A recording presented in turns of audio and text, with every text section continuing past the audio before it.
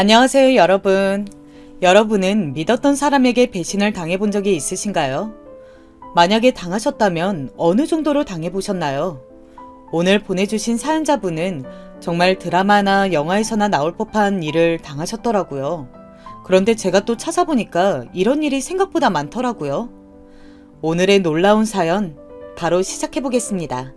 오늘도 3가지의 이야기가 준비되어 있으니까요. 끝까지 집중해서 들어주세요. 그리고 좋아요와 구독 꾹 눌러주세요. 그럼 바로 시작해보겠습니다. 저는 톡톡사연 한이입니다.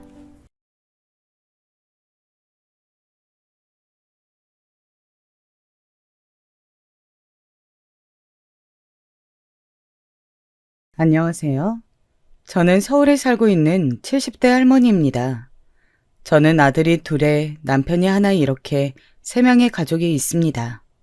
하지만 3년 전 남편이 교통사고로 세상을 떴어요. 어디가 아파서 오래 아프다가 그렇게 됐거나 아니면 몸이 어디 불편하기라도 했으면 이렇게 허망하진 않았을 거예요. 남편은 정말 하루아침에 그 어떤 예고도 없이 세상을 떴습니다. 음주운전이라고 하더군요. 남편을 친 차주 말입니다. 대낮에 인도를 걷고 있던 사람이 왜 그렇게 됐나 했더니 그 이유였습니다. 절대 합의해주지 않겠다고 그런 인간은 벌을 받아야 한다고 생각했지만 아들들이 멋대로 합의해주더군요. 물론 그럼에도 음주 사망사고라 형을 살아야 했지만 말입니다. 그래도 제가 훨씬 가벼워진 건 맞았어요. 저는 그날 이후로 아들들을 보지 않았습니다. 그 합의금 받자고 자기 아버지를 죽인 사람의 죄를 가볍게 해준 것을 용납할 수도 있는 용서도 할 수도 없었거든요. 어머니 몫이라며 합의금을 제 계좌에 넣어준 것도 그냥 두고 손도 대지 않았습니다. 거기에 얼마가 있는지도 몰라요.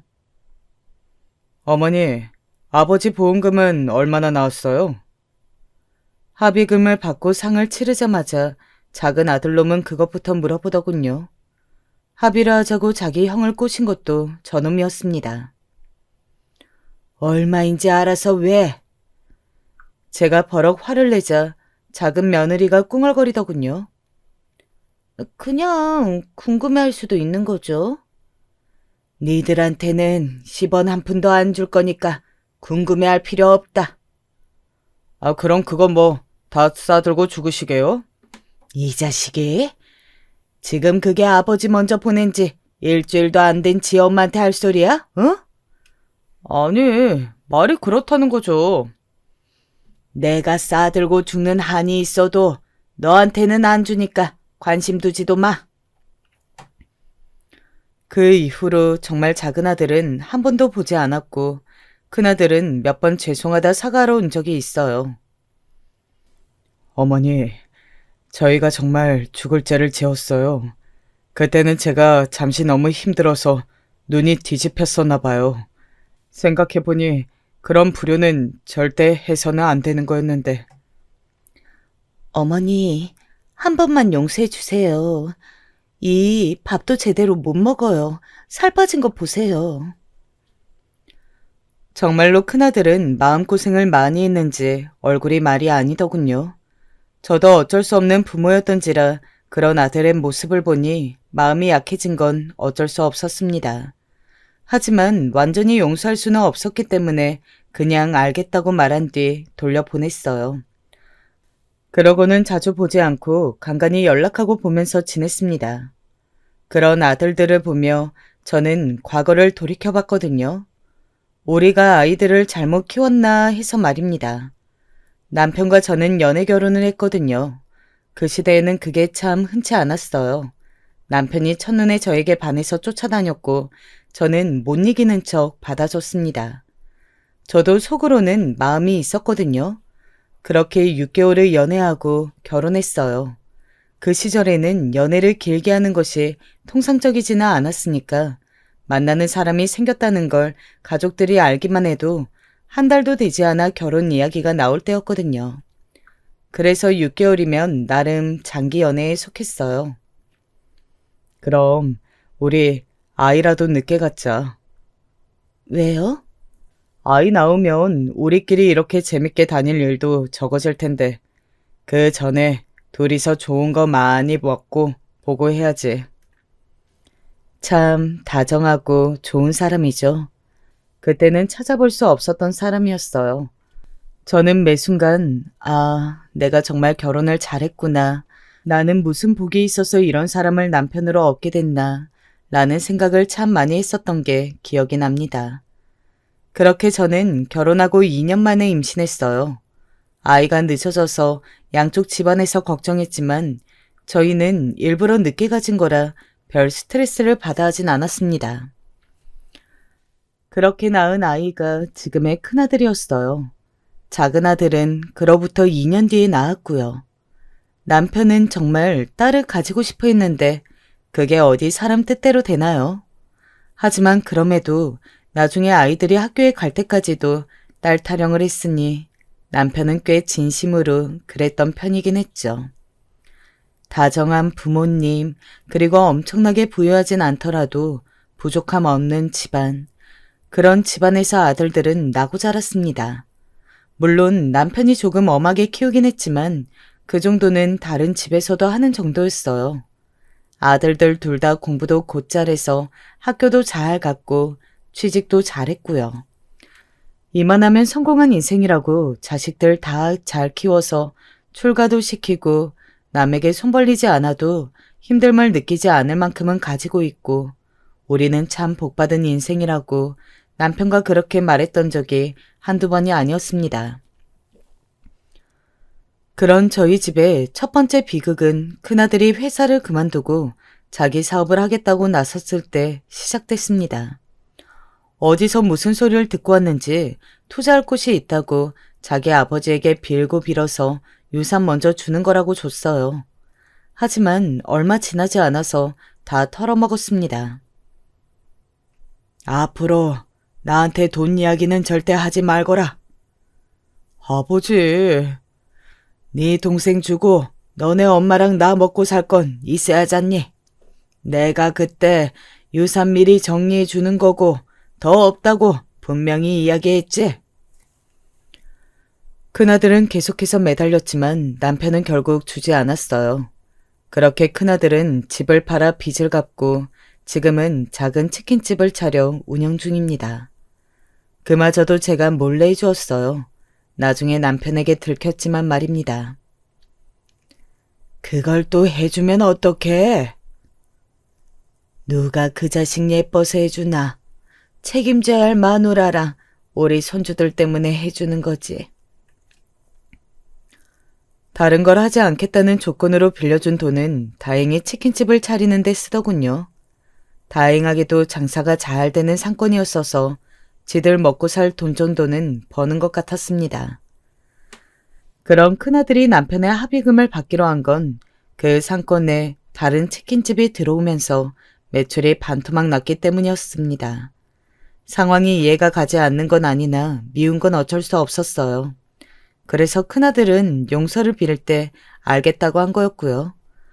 하지만 둘째는 달랐습니다. 어린 시절부터 생김새도 예쁘고 공부도 잘하고 똑부러져서 집안 어르신들의 사랑을 독차지한 아들이었어요. 사랑만 받고 자랐습니다. 좋은 학교를 가 좋은 직장을 가고 좋은 아내를 만나 가정을 일궜어요. 그렇게 남부러울 것 없게 자란 아이라 돈 때문에 자기 아버지를 죽인 남자와 합의해주고는 합의금을 덥석 받는 게 정말 생각할수록 되뇌일수록 섭섭하고 괘씸하고 미웠습니다. 어차피 돌아가신 분은 돌아가신 거고 저희가 합의해줘도 이건 사망사고라 그 사람은 징역 살아요. 돈이라도 받는 게 거기에도 더 죗값을 받게 하는 거라니까요. 그런 사람들 반성 안 해요. 그러니까 우리가 받을 거 받으면 되는 거라고요. 그렇게 자신이 돈을 받는 이유를 정당화했습니다. 그래봐야 아버지를 음주운전으로 치어 사망하게 한 차주와 합의해서 돈을 받은 아들일 뿐인데 말이죠. 하도 그렇게 당당하게 나와서 그런지 작은 아들은 얼굴을 차마 볼 수가 없겠더군요. 그때 생각이 자꾸 나서 힘들었기 때문입니다. 작은 아들은 어렸을 때부터 자기만 아는 이기적인 기질이 좀 있기는 했어요. 뭐든 양보하는 걸 싫어했고 자기가 이득을 볼 것 같은 건 귀신같이 놓치지 않았죠. 남편은 어디 가서 손해보는 짓은 안 당할 거라며 첫째보다 믿음직스럽다고 했지만 저는 그 부분이 늘 마음이 쓰였습니다. 그런데 결국은 이런 일이 일어나더군요. 사실 작은 아들에게 보험금이 얼마 들어왔는지 알지도 못하고 알려줄 생각도 없다고 했지만 알고 있긴 했어요. 뭘 이렇게 보험을 많이 들어놨어요? 언젠가 남편에게 그렇게 물었던 적이 있습니다. 남편은 이렇게 대답했어요. 나 가고 나면 당신 호강하라고. 호강하고도 남을 만큼 남기고 떠났습니다. 또 사고 살아 나오는 보상금도 많았어요. 이거저거 다 처리하고 났더니 통장에는 10억이 넘는 큰돈이 찍혀 있더라고요. 100억이 있어도 당신이 없으면 뭔 소용이요, 응? 그렇게 말하며 울었던 게 기억이 납니다. 참 다정하고 저에게 잘했던 사람. 이렇게 마지막 이별의 인사를 할 시간도 없이 먼저 가버린 게 정말 하늘이 원망스러웠어요. 이건 내가 뒀다가 좋은 데 쓸게요. 나 호강하라고 준 돈인데 나는 당신이 이렇게 남기곤 간 돈으로 호강 못하겠어. 건들지 않고 잘 모셔뒀다가 죽기 전에 힘든 사람이나 아픈 사람들을 돕는 데 써야겠다고 그렇게 생각했습니다. 그러던 어느 날이었어요. 창문 밖을 바라보며 이런 생각을 할 때쯤이었던 것 같습니다. 이맘때 당신이 단풍놀이 가자고 해야 하는데. 딱 단풍놀이를 갈 시기였거든요. 남편이 단풍을 보는 걸 좋아해서 매년 전국 방방곳곳 단풍이 예쁘다는 곳은 다 다녔습니다. 이맘때가 되면 올해는 어딜 갈까 찾아보며 늘 설렜었는데 올해는 그럴 사람이 없다는 게 여전히 믿기지 않았어요. 그렇게 창밖을 보며 그런 생각이 들어 눈물이 나르던 때 며느리에게서 전화가 왔습니다. 어머니, 이번 주말에 시간 어떠세요? 왜? 무슨 일 있냐? 큰아들에는 작은 아들네처럼 보기 힘들지는 않았지만 그래도 보고 있으면 남편 생각이 나긴 해서 되도록 만나고 싶지는 않았거든요. 단풍놀이 같이 가자고요. 그 말이 사실 멈칫했어요. 밥이나 함께 하자 그랬으면 뭐 적당히 핑계를 대며 거절했을지도 모릅니다. 근데 단풍놀이, 마침 그 생각을 하고 있기도 했지만 이맘때면 내가 남편이랑 늘 단풍 구경을 간다는 걸 알고 있던 아이들이 저를 생각해주는 마음이 좀 느껴졌어요. 가서 바람도 좀 쐬고 맛있는 것도 먹고 그러고 오시죠. 너네 부부만 오는 거냐? 그럼요. 가게는 그이가 하루 쉬면 된다고 해서요. 그래도 괜찮니? 하루 안 연다고 큰일 안 나요. 하하 하면서 큰며느리가 작게 웃어 보이더군요. 그래서 가겠다고 했습니다. 그냥 그러고 싶은 마음이 들었거든요. 그렇게 며느리와의 전화를 끊고 오랜만에 조금 설레는 기분이 들었어요. 당신은 거기서 구경 잘하고 있어? 나는 애들이랑 잘 다녀올게요. 남편의 사진에 대고 그렇게 말했네요. 그렇게 며칠의 시간이 흘러 주말이 왔습니다. 그동안 옷은 뭘 입고 갈지, 어디 갈지 그런 걸 생각하며 정말 오랜만에 즐거운 기분이 들었던 것 같아요. 어머니, 오늘 화사하신데요? 사진 많이 찍어드려야겠네. 그렇게 오랜만에 설레고 기대되는 여행이 시작되었습니다. 물론 1박 2일로 짧은 일정이었지만 말입니다. 근데 여긴 어디냐? 남편과 전국을 돌아다녔었는데 처음 오는 곳이었습니다. 경관이 좋긴 했는데 관광지로 소문이 나거나 한 느낌은 아닌 건지 사람이 많지는 않더군요. 아버지랑 웬만한 데는 다 다녀오셨을 것 같아서 안 가보셨을 것 같은 곳으로 좀 찾아봤어요. 저희가 열심히 좀 찾아봤죠. 사람도 막 많지 않고 다니기 편하실 거예요. 도착했는데 정말 그렇더군요. 사람이 많이 없어서 풍경도 더 예뻤고 길도 다니기 편했습니다. 알록달록 예쁜 풍경을 넋을 놓고 보고 있으니 남편 생각이 나더군요. 당신이 보면 좋아했겠네요. 제 그 말을 들었는지 며느리가 제 옆으로 와 팔짱을 끼더군요. 어머니가 좋은 거 보고 좋은 거 먹고 다니시길 바라실 거예요. 그래. 그렇게 한참을 말없이 단풍을 보고 사진을 찍고 남편을 생각했습니다. 배 안 고프세요?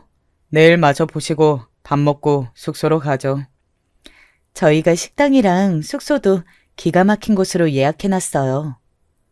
웃으며 고개를 끄덕이고 아들네를 따라 나섰습니다. 아이고, 이런 곳은 비싸지 않니? 그리고는 아들네 부부가 예약한 식당으로 들어갔는데 정말이지 입이 떡 벌어질 만큼 크고 고급스러운 한정식 집이더군요. 그래서 걱정되는 마음에 물었습니다. 저랑 나온다고 주말에 가게도 쉬고 이런 식당을 예약하는 게 아이들에게 아무래도 부담이 될 것 같아서요. 이 정도는 해드릴 수 있으니까 너무 걱정 마세요. 그렇게 말하며 큰아들이 웃더군요. 물론 미운 마음이 완전히 가신 건 아니었지만 그 전에 아들을 보는 것 같아서 좋았습니다. 그리고 무엇보다 남편이 그렇게 가고 하루 종일 집에만 박혀있는 저를 위해 노력을 많이 한 게 느껴졌거든요. 하나하나 나오는 음식들도 다 맛있고 예뻤습니다. 그래서 사진도 찍어가며 정말 맛있게 먹었어요. 그런 좋은 곳에 나와서 이런 음식을 먹으니 정말 여행하는 것 같고 좋긴 하더군요. 오랜만에 바람 쐬기 그래도 기분이 나아지기는 하는구나. 제 말에 큰아들이 다행이라는 듯 웃더군요. 그러니까요. 이렇게 밖에 나오면 기분이 좋아져요. 너무 집에만 계시지 마시고요. 오히려 집안에만 그렇게 있으면 사람이 더 처진다니까요. 앞으로 이 사람이랑 자주 나오세요. 맞아요, 어머님. 저랑 다니세요. 그 말에 제가 웃으면서 되물었습니다. 너네 장사는... 제 그 말에 아들이 잠시 고민하는 듯 하더군요. 그리고는 말을 꺼냈습니다. 업종을 바꿔볼까 싶어요. 왜? 요즘 그 동네에 치킨집이 너무 많이 생겨서 매출이 반 이상 줄었거든요. 전에도 한 번은 들었던 적이 있었던 이야기 같았습니다. 그래서 혹시나 돈 때문에 저를 이렇게 데리고 나온 게 아닌가 하는 생각이 살짝 스쳐 지나갔어요. 업종을 바꾼다고 하니 말이죠. 하지만 큰아들이 얼른 말을 덧붙이더군요. 돈 얼마 안 드는 걸로 해보려고요. 그리고 저희 그동안 모아놓은 돈이 좀 있어서 괜찮을 것 같아요. 큰아들의 그 말에 며느리도 얼른 동조를 했습니다. 이제 저희도 저희가 일어서 봐야죠. 언제까지 도움을 바랄 수도 없고 저희 나이가 몇인데 애들도 컸고 저희 앞가림은 저희가 해야죠. 그래서 저는 당분간 이것저것 알아본다고 힘들 것 같으니까 이 사람이랑 여기저기 다니면서 콧바람도 좀 쐬고 하세요. 그 말을 들으며 조용히 고개를 끄덕였어요. 물론 많은 금액을 해줄 생각은 없었지만 조금이라면 그리고 그걸 뭘 할 건지 저에게 충분히 설명한다면 해줄 마음도 있었습니다. 하지만 그 이야기를 벌써 꺼내고 싶지는 않았어요. 큰아들이 어떻게 하는지 조금 더 지켜본 뒤에 결정하기로 하고 말을 삼켰습니다. 이제 숙소로 갈까요? 거기도 이 사람이 어머님 좋은 곳으로 모신다고 엄청나게 많이 찾아본 곳이에요. 그리고 도착한 숙소는 정말 너무 좋았습니다. 큰 나무가 우거진 한옥이었는데 정말 고즈넉한 분위기가 아주 마음에 들었어요. 방이 2개에 중간에 거실이 하나 있는 정말 아름다운 숙소였습니다. 이런 집에서 살고 싶다고 그랬었는데 언젠가 이렇게 아름답고 조용한 한옥집에서 살고 싶다고 남편이 그렇게 말했었던 게 기억이 나서 살짝 눈물이 흐를 뻔했어요. 그런 저에게 큰며느리가 다가와 가만히 어깨를 쓸어줬습니다. 그러고는 말하더군요. 어머님이 다 하세요. 그게 아버님이 하는 거니까. 어딘가 마음이 조금 시원해지는 기분이 들었습니다. 사람은 밖으로 나오고 공기를 쐬어야 한다는 생각이 들면서 앞으로는 그래도 극복하고 살 수 있을 것 같은 기분이 들더군요. 그전에는 남편 따라 가고 싶다는 생각을 엄청 많이 했었거든요. 그 숙소에서 큰아들네 부부와 술도 한잔하고 이런저런 옛날 이야기도 나누면서 정말 오랜만에 진심으로 웃었던 것 같습니다. 그냥 모든 게 다 후회스러워요. 뭐가? 살아생전에 더 잘해드리지 못한 거나 또 이런저런 문제로 골치 아프게 해드린 거나 이렇게 가실 거라고는 한 번도 생각해 본 적이 없는데. 그 누가 생각했겠니? 이렇게 급하게 허망하게 가실 줄 알았으면 그런 후회되는 말은 하지 말걸 하고 수만 번 생각하는데 아버지는 이제 안 계시니까. 그러면서 아들이 흐느끼더군요. 제가 가만히 등을 쓸어주었습니다. 네 아버지도 다 알 거다. 부모라는 게 자식이 잘못해도 이렇게 진심으로 사과하고 반성하면 또 금방 풀어지거든. 어머니, 죄송해요. 저에게 죄송하다는 말을 100번은 더 하더군요. 그동안 많이 마음에 쌓였었나 보다 했습니다. 그리고 저도 큰아들도 조금 취해서 서로의 방으로 들어갔어요.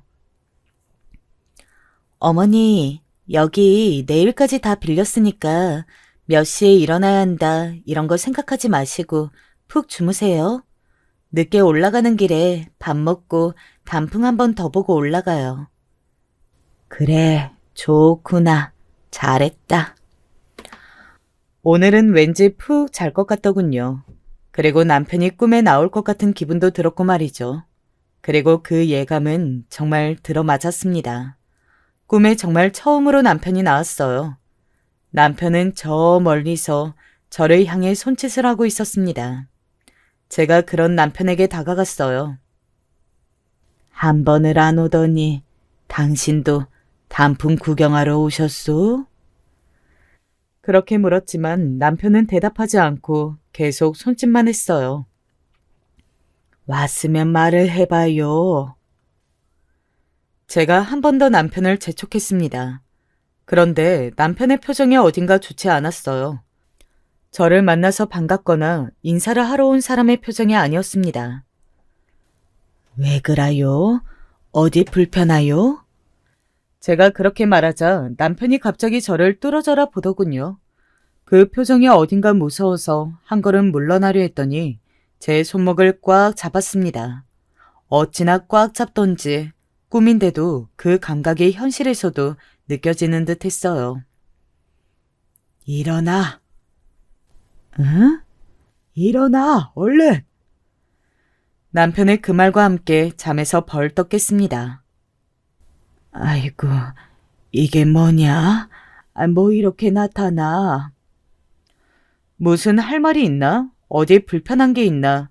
정말 오만 생각이 다 들더군요. 그리고 시간을 확인했어요. 아직 새벽 4시밖에 되지 않은 시간이더라고요. 어제 12시 넘어서 잤으니 4시간도 채 자지 않은 거긴 했습니다. 왜 나를 깨운 거지?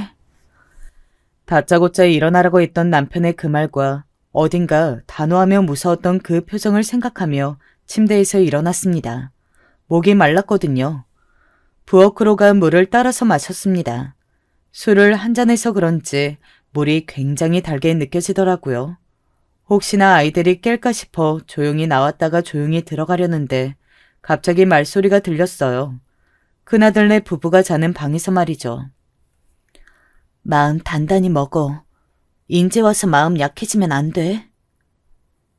이 방법 말고는 진짜 다른 방법이 없겠지? 뭐가 있는데?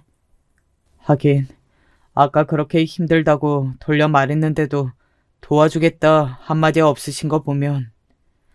당신이 먼저 말 꺼낸 거야. 그니까 마음 약해지지 마. 내일 의사랑 앰뷸런스는 몇 시쯤 온다고 했어? 거기까지 듣는데 갑자기 뭔가 굉장히 쎄한 기분이 들더군요. 그래서 손에 들고 있던 핸드폰을 켜 남편이 생전에 알려줬던 녹음 기능을 켰습니다. 자기가 코를 많이 고는 것 같다고 코 고는 걸 한번 녹음해서 들려달라고 알려준 적이 있었거든요. 오전 11시쯤. 우리가 뭐 따로 해야 할 건 없고? 보호 의무자 2명이 신청하면 되는데 그게 나랑 당신인 거고 거기서 의사 1명이 나올 거야. 그리고 상태 보고 의사가 사인하면 모시고 가는 건데 이 병원 의사들이 이런 어르신들 많이 맡아준다고 하는 곳이라 아마 별 문제 없이 넘어갈 거야. 아무리 그래도 아무 문제도 없는 사람을 그냥 강제 입원시켜준다고? 그걸로 돈 버는 병원이라니까. 나도 진짜 쓰레기 같지만 세상에 쓰레기 같은 자식이 많구먼. 무슨 이야기를 하는지 알겠더군요. 손발이 덜덜 떨려왔습니다. 제가 밖에서 듣고 있는지 모르고 큰아들과 큰며느리의 대화는 계속 이어졌어요.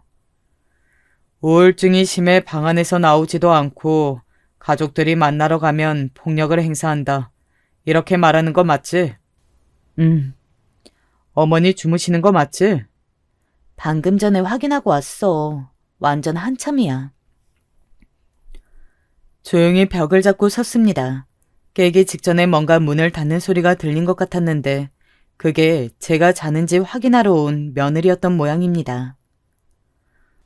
어머니 통장에 돈 있는 거 맞지? 적어도 15억 이상이야. 그렇게 많은 돈 어디에 가져가려고 꽁꽁 싸들고 자식들한테 주지도 않고. 그러니 이런 일이 생기지. 어머니 입원시키고 바로 집도 정리하자. 그 집은 얼마나 안 됐지? 한 5억 하려나? 들려오는 모든 대화가 너무 충격적이다 못해 무섭기까지 하더군요. 그 두 사람의 대화는 거기서 끝이 아니었습니다. 도련님 내에서 달라고 할 거 아니야? 지가 한 게 뭐가 있다고 달래? 그래도 법적으로 나눠야 하는 지분 같은 게 있을걸? 하여간 그 새끼는 존재하는 것만으로도 민폐야. 어릴 때부터 뭐 하나 마음에 드는 게 없었어. 우리가 재산 정리할 수 있는 건 맞지? 그건 내가 다 알아봤어. 금치산잔 판정 받으면 우리가 알아서 처리할 수 있어. 그러면 됐어. 그리고 잠시 정적이 흘렀습니다. 큰아들이 조용히 묻더군요. 그 병원 시설은 어떻대? 어머니 가시는 정신병원?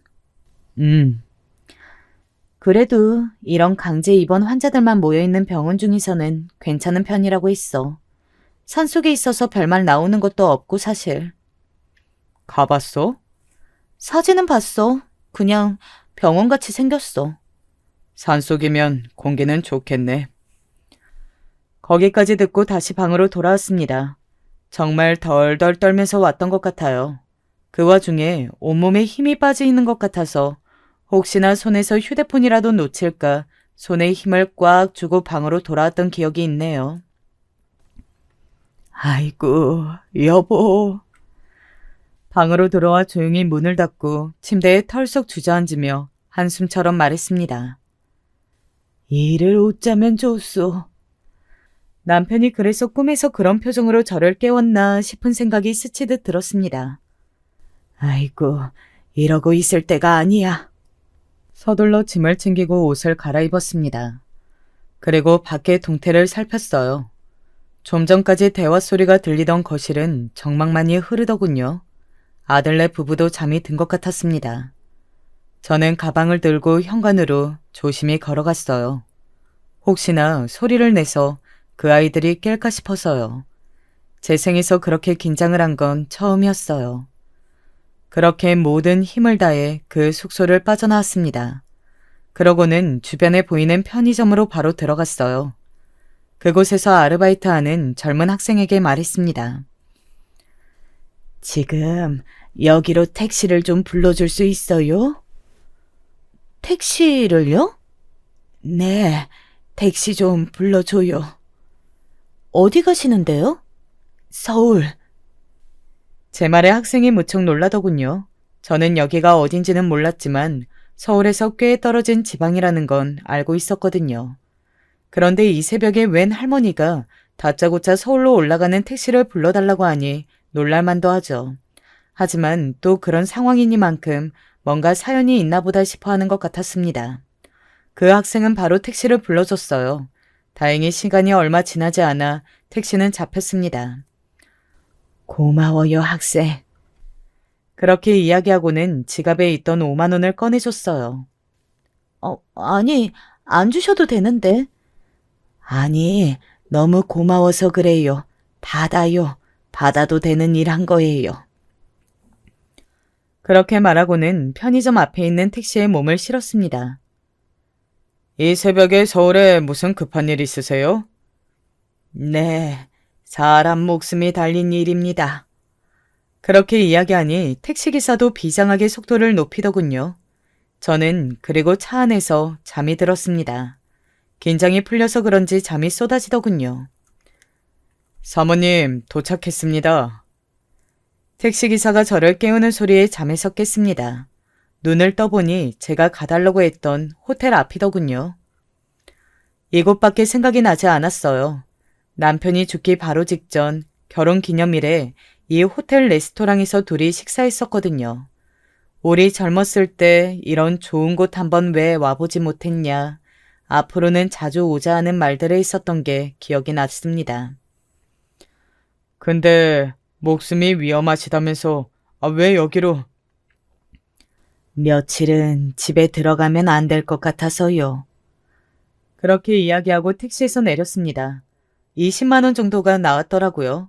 지갑을 열어서 5만 원짜리 5장이 있길래 그걸 다 드렸습니다. 아이고, 감사합니다. 다시 내려가셔야 하는데 기름값 하셔야죠. 하고는 나와서 그 호텔로 들어갔습니다. 시간을 확인해 보니 오전 9시가 조금 안 되었더라고요. 휴대폰을 보니 아직은 제가 사라진 걸 모르는 전화가 와 있진 않았습니다. 호텔에 들어가 방을 잡았어요. 이렇게 좋은 호텔에 혼자 묵게 되는 건 처음인데 그걸 이런 일 때문에 하게 될 줄은 상상도 못했었습니다. 객실로 올라가 씻고 휴대폰을 확인했어요. 녹음이 잘 되었나 해서요. 정말 선명하게 잘 되어 있더라고요. 그리고 그걸 듣는데 지금 이 현실이 꿈이 아니고 현실이라는 것에 정말 눈물이 저도 모르게 쏟아지듯 흘러나왔습니다. 여보, 나오카요, 응? 나오카요. 부모의 재산을 욕심내 부모를 정신병원에 강제 입원시키는 이야기. 한 번도 들어보지 못했던 이야기는 아니었지만 그게 제 이야기가 될 거라고는 단 한 번도 생각해 본 적이 없었거든요. 진짜 이 일을 어쩌면 좋소. 남편이 정말 더 보고 싶어서 눈물이 날 것 같더군요. 이럴 때 혼자서 뭘 어떻게 해야 할지도 모르겠고 말입니다. 그러다 문득 젊은 씨가 변호사라 안 했더나? 남편의 절친 중에 변호사 일을 하셨던 분이 생각이 났어요. 바로 전화했습니다. 일단 대충 알겠고 만나서 마저 들읍시다. 전화로 대충 상황을 설명했더니 노발대발하며 당장 만나자고 하더군요. 이 망할 놈의 새끼들이. 남편 친구는 제가 녹음한 녹음본을 다 듣고는 정말 손을 부들부들 떨며 화를 냈습니다. 정말 화가 많이 나 보였어요. 이런 것들을 자식이라고. 그러고는 살짝 우는 것도 같았습니다. 그걸 보고 있자니 저도 다시 눈물이 날 것 같더군요. 일단 저랑 당장 병원부터 가시죠. 병원이요? 정신에 아무 문제가 없다는 진단서부터 받아놓자고요. 그렇게 남편 친구를 따라서 병원에서 진단받는 동안 휴대폰으로 큰아들이 전화가 왔습니다. 제가 받지 않고 가만히 보자 남편의 친구가 누군지 확인하더니 말하더군요. 일단 받지 말아요. 다 준비되면 그때 연락하던가 하고. 제가 고개를 끄덕였습니다. 몇 번이고 오던 전화는 제가 한 10번쯤 받지 않았을 때 더 이상 울리지 않았어요. 그러고는 문자가 왔습니다. 문자의 내용은 이랬어요. 어머니, 어디세요? 혼자 어디 가셨어요? 걱정되니까 바로 전화 주세요. 그리고는 제가 읽고는 답장하지 않자 다시 잠시 뒤 문자가 왔어요. 어머니, 일단 만나 뵙고 말씀드릴게요. 어디세요? 저는 답장을 하지 않았어요. 그 뒤로도 계속 오던 문자도 제가 읽지 않으니 더 이상 오지 않았습니다. 정신건강에 아무 문제가 없다는 진단을 받고 남편의 친구가 소개해준 믿을 만한 변호사를 만나 바로 당일에 유언장을 썼어요. 제 모든 재산은 제 유사시에 자식들이 아닌 사회에 기부할 거라는 뜻을 써서 말이죠. 그리고 큰아들이 저를 강제 입원시키려 했던 음성을 경찰에 들고 가 신고했어요. 남편의 친구가 먼저 묻더군요. 진짜 괜찮으시겠어요? 아들을 경찰에 신고해도 괜찮냐는 의미의 질문이었습니다. 저는 말없이 고개를 끄덕였어요. 그냥 용서하고 말 문제도 아니었거니와 그냥 넘어가서 될 문제도 아니었습니다. 아이고, 어르신, 마음고생이 심했겠네요. 놀라셨을 거고. 녹음본을 다 들은 경찰이 그렇게 말하더군요. 어머니, 이게 무슨... 먼저 작은 아들이 소식을 듣고 놀라서 왔습니다. 경찰이 작은 아들에게 상황을 설명했어요. 그랬더니 경악하더군요. 그냥 미친 거 아니에요? 아니 어떻게 그런 짓을 할 생각을... 어딨어? 이 자식 어딨어요? 작은 아들이 두리번거리며 지형을 찾았습니다. 연락드렸고 지금 오시는 중입니다. 작은 아들이 그 소리를 듣더니 제게 곧장 다가와 제 어깨를 쓰다듬더군요. 얼마나 놀라셨어요. 괜찮으세요? 자식 새끼를 키워봐야 아무 소용이 없다더니 한 놈은 만날 때마다 돈 달라고 난리, 한 놈은 그런 말 안 해서 좋다 싶었더니 뒤에서 자기 엄마를 정신병원에 가둬둘 생각이나 하고.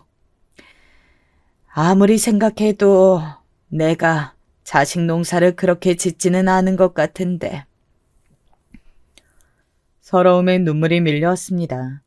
아무도 제 편이 없다고 생각하니 더더욱 그랬어요. 아니, 또 저한테 그러세요. 저는 그런 생각은 꿈에도 한 적이 없어요.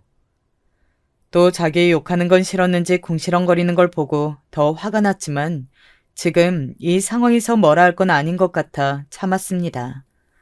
그렇게 분노와 슬픔을 삭히며 앉아있는데 입구에서 요란스러운 소리가 들려왔어요. 어머니!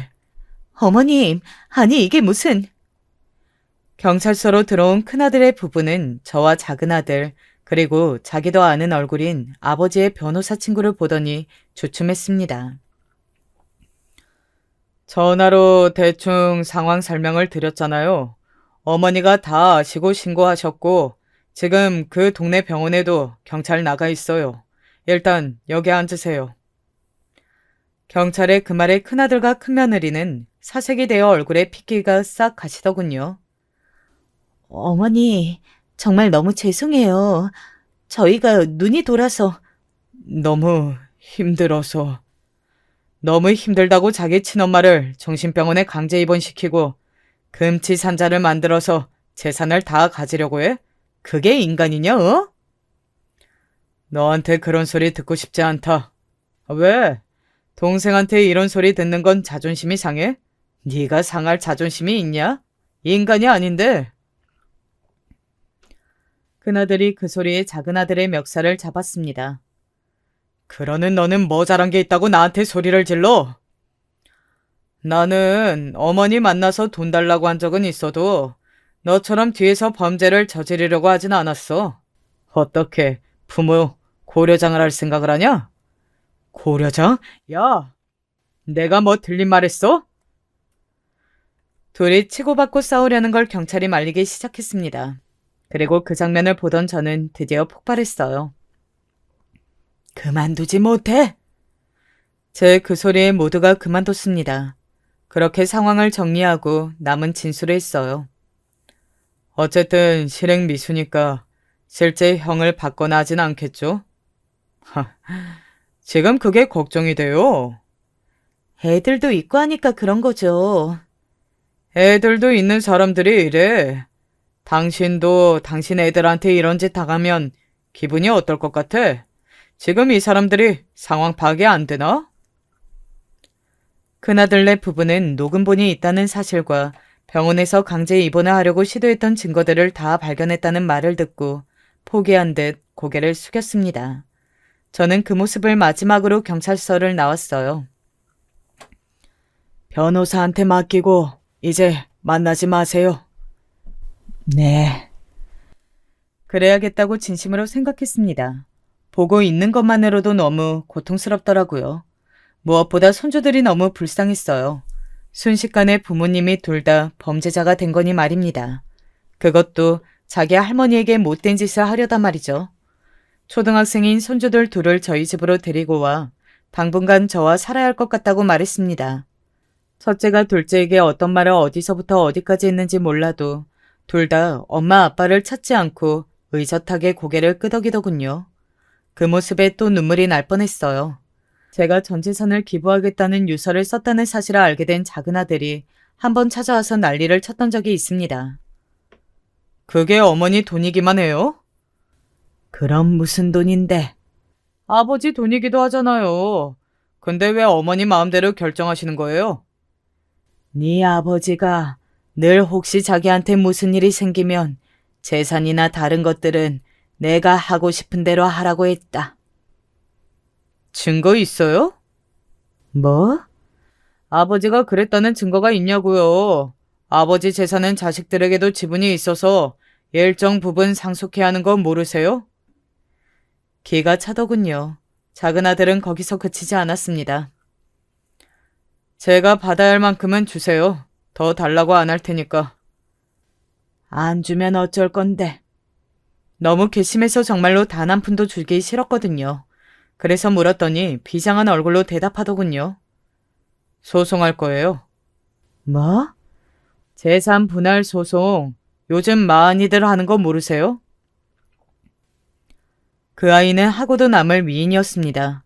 저렇게 말을 한다는 건 받아낼 방법을 찾았다는 거고, 둘째는 돈에 있어서는 자신이 가져가야 할 부분을 절대 포기할 아이가 아니었어요. 안 그래도 시끄러운 일들로 동네에 소문이 많이 나서 손가락질 받는 집안, 더 이상 일을 늘리고 싶지 않았습니다.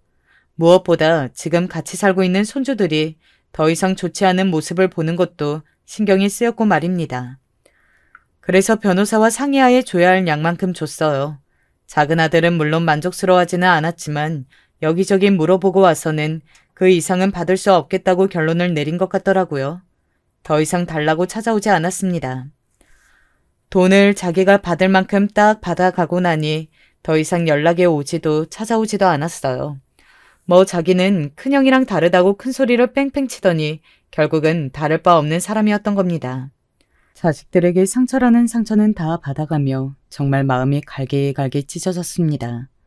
하지만 저는 무너질 수 없었어요. 저에게는 돌봐야 할 손주들이 있었으니까 말입니다. 손주들은 열심히 적응하려는 모습을 보였어요. 엄마와 아빠와 같이 할 수 없다는 현실의 말입니다. 물론 오랜 시간 그렇지 않게 될 수도 있는 일이었지만 저는 큰아들네 부부가 나와서도 손주들을 다시 키우게 할 생각이 없었어요. 아예 양육권을 가지고 오고 싶으시다는 거죠? 부모가 다 있는데 할머니가 가져오게 되는 경우는 드물긴 하거든요. 그래도 이 경우는 부모가 부모 역할을 못하고 있다는 증거가 너무 명확하긴 하니 그것보다 쉬울 수는 있겠네요. 남편의 친구에게 소개받은 변호사를 통해 양육권을 아예 제가 가지고 오기로 했습니다. 그게 아이들을 위해서 바른 길이라고 생각이 들었거든요. 그 뒤 이야기를 좀 해드리겠습니다. 작은 아들은 정말로 그 뒤로 한 번도 연락이 없었어요. 자기가 받을 것만 받아가면 부모든 뭐든 남처럼 싹 없는 사람 취급하더군요. 저도 딱히 그런 자식은 더 보고 싶지 않아서 연락하지 않았더니 지금 언제 마지막으로 보지 않았는지 기억도 나지 않습니다. 가끔 둘째네 손주 녀석들이 보고 싶기는 한데 제가 사는 게 바빠서 며느리에게 만나자고 전화한다고 하는 걸 잊고 살고 있네요. 그리고 큰아들네 부부와는 양육권 문제를 정리했습니다. 생각보다 어렵지 않게 해결할 수 있었어요. 아들과 며느리는 둘 다 그래도 꿀의 엄마와 아빠라고 양육권을 뺏기지 않으려고 했지만 큰 손주가 자기 엄마와 아빠에게 이런 말을 했어요. 나는 엄마 아빠 자식으로 사는 게 너무 부끄러워서 같이 살고 싶지 않아요. 하영아, 나는 할머니랑 살 거니까 그렇게 하게 해주세요. 그래도 엄마 아빠가 있는데. 없다고 생각하고 살고 싶어요. 단호한 큰손주의 말에 큰아들네 부부는 울며 양육권 포기 서류에 사인할 수밖에 없었어요. 생각보다 일이 쉽게 마무리됐죠. 아이들이 받았을 상처를 생각만 하면 제가 받은 건 아무것도 아니라는 생각이 듭니다. 저야 이제 다 노인네고 살 날도 얼마 남지 않았고 충격적이긴 했지만 산전수전 다 겪은 사람이라 시간이 지나니 그러려니 하게 되는 것들이 있는데 아이들은 한참 민감한 나이에 이런 일이 생긴 거니 말입니다. 그래서 최대한 마음이 다치지 않게 옆에서 돌보고 있어요. 그리고 두 아들들의 자식 농사는 실패했지만 두 손주는 정말 잘 키워보고 싶은 마음이 들기도 했고 말입니다. 아이들은 다행히도 저를 잘 따랐습니다. 사실 큰아들네 부부는 그동안 장사한다는 이유로 아이들에게 조금 신경을 덜 쓰긴 했었거든요. 저는 그 부분을 매번 지적했었고 말입니다. 제 사정을 알게 된 남편의 친구, 그니까 그날 도와줬던 변호사분의 손주들이 저희 아이들의 공부를 가끔 봐주고 있어요. 공부 이외에도 정신적으로 힘들 수 있는 부분을 많이 상담해주고 있다고 들었습니다. 굉장히 많이 좋아졌거든요. 적응하는 것에도 도움을 많이 줬고 말이죠. 아, 그리고 이제 병원 이야기를 좀 해야겠네요. 그 병원은 정말 불법 입원의 온상이나 마찬가지였더라고요. 저와 같은 방법으로 자식들에게 버림받고 그곳에 강제 입원된 노인들이 정말 한둘이 아니었습니다. 이미 부모를 그곳에 가둬두고 재산을 정리하고 연락을 끊고 더 이상 갈 곳이 없어진 분들이 생각보다 많더라고요. 병원도 폐업 신고를 해서 길거리에 나앉게 생긴 분들이 몇 분 계셨습니다. 그래서 그분들에 대한 고민을 하고 있을 때였어요. 다시 한번 남편의 꿈을 꿨습니다. 이번에도 뭐 알려주러 왔소? 내가 남긴 돈 거기다 쓰구려. 할매 할배들 돌보는 일에 말이에요. 당신이 하고 싶잖아. 하고 싶은 일에 써야지. 나는 하고 싶다고 안 했는데. 나는 알아. 당신이 진짜 하고 싶어 하는 거. 그 말을 마지막으로 웃는 남편의 얼굴을 보다 잠에서 깼습니다. 평소에는 안 나타나고 꼭 이럴 때만. 그렇게 중얼거렸어요. 그리고 눈물이 났습니다. 왜인지는 모르겠지만 남편의 마지막 얼굴에서 이제 다시는 꿈에서조차 만날 수 없을 것 같은 느낌이 들었거든요. 남편의 꿈을 꾸고 난 뒤 남편 친구의 도움을 받아 여기저기 사회 활동에 관심이 많은 분들을 모았습니다. 그리고 상황을 설명하고 갈 곳을 잃은 노인들을 위한 작은 쉼터를 만들었어요. 생각보다 이 문제에 관심이 있는 분들이 많아서 그런지 도와주시는 분들도 꽤 됐습니다. 그걸 준비하면서 아직 세상은 살만하다고 하는 생각을 하게 됐던 것 같아요. 사람들을 도와주고 감사한 마음을 받으면서 저도 마음의 치유를 받을 수 있었습니다. 저도 그분들에게 치료받은 셈이었죠. 그 전보다 마음이 너무 편해졌으니까요. 제 이야기는 여기까지입니다. 저는 정말 엄청난 충격을 받을 수밖에 없었던 일들을 겪었어요. 믿었던 사람, 그것도 자식에게 뒤통수를 맞았고 또 그 이유는 돈 때문이었습니다. 이제 그 돈을 좋은 일에 모두 쓰면서 그 일에 대한 상처를 지원해 나가고 있어요. 아이들도 좋은 영향을 받는 걸 느낄 수 있겠더라고요. 좋은 마음을 가진 사람들이 선한 의도로 자주 드나드니 그 일이 있고 나서 많이 어두워졌던 아이들도 점점 밝아지고 있습니다. 그게 눈에 보여요. 아이들이 좋은 사람으로 크고 있다는 게 말입니다. 여보, 이번에는 정말 잘 키울 수 있을 것 같아요. 남편을 만나러 가서 대답도 없는 남편의 묘를 쓰다듬으며 그렇게 말했습니다. 들리지 않고 보이지 않았지만 남편이 웃으면서 잘하고 있다고 대답해 주는 것 같은 느낌이 들었어요. 손주들을 키우고 쉼터에 일을 하면서 저도 제 삶의 큰 원동력을 얻었고 말이죠. 물론 큰아들네 부부가 꾸민 일은 제게 너무 상처였고 다시는 일어나서는 안 되는 일이지만 그 일을 잘 극복하니 오히려 그전보다 긍정적인 효과로 살게 되었잖아요. 이런 일을 겪어도 그전보다 나아질 수 있으니 좌절하지 말라는 이야기를 누군가에게 하고 싶었습니다. 그래서 이렇게 긴 이야기를 사연으로 보내게 됐네요. 저는 아주 잘 극복하고 아주 잘 지내고 있답니다. 세상에는 극복하지 못할 일도 치유할 수 없는 상처도 없는 것 같아요. 시간이 흐르고 내가 상황을 어떻게 만드냐에 따라 미래는 충분히 달라질 수 있으니까요. 지금 저는 행복합니다. 아주 잘 극복했기 때문에 할 수 있는 말이겠죠. 여러분들도 저처럼 극복할 수 있는 길을 찾으실 수 있을 거예요. 혹시 누군가에게 배신당해 고통스러운 시간을 보내고 계신 분들에게 오늘 제 이야기가 용기가 되거나 혹은 위로가 됐으면 좋겠습니다. 구구절절 이야기가 참 길었네요. 늙으면 이렇게 되더라고요. 긴 이야기 들어주셔서 감사합니다. 안녕하세요. 저는 30대 서울에 거주하고 있는 여성입니다. 요즘 코로나 때문에 밖에 나가기가 무서워서 백신만 맞고 집에서 계속 있었어요. 재택근무까지 해서 너무 심심하던 차에 사연 유튜브를 알게 되었고 재미있게 듣다 보니 제 이야기도 한번 들려드리면 좋을 것 같아서 써봅니다.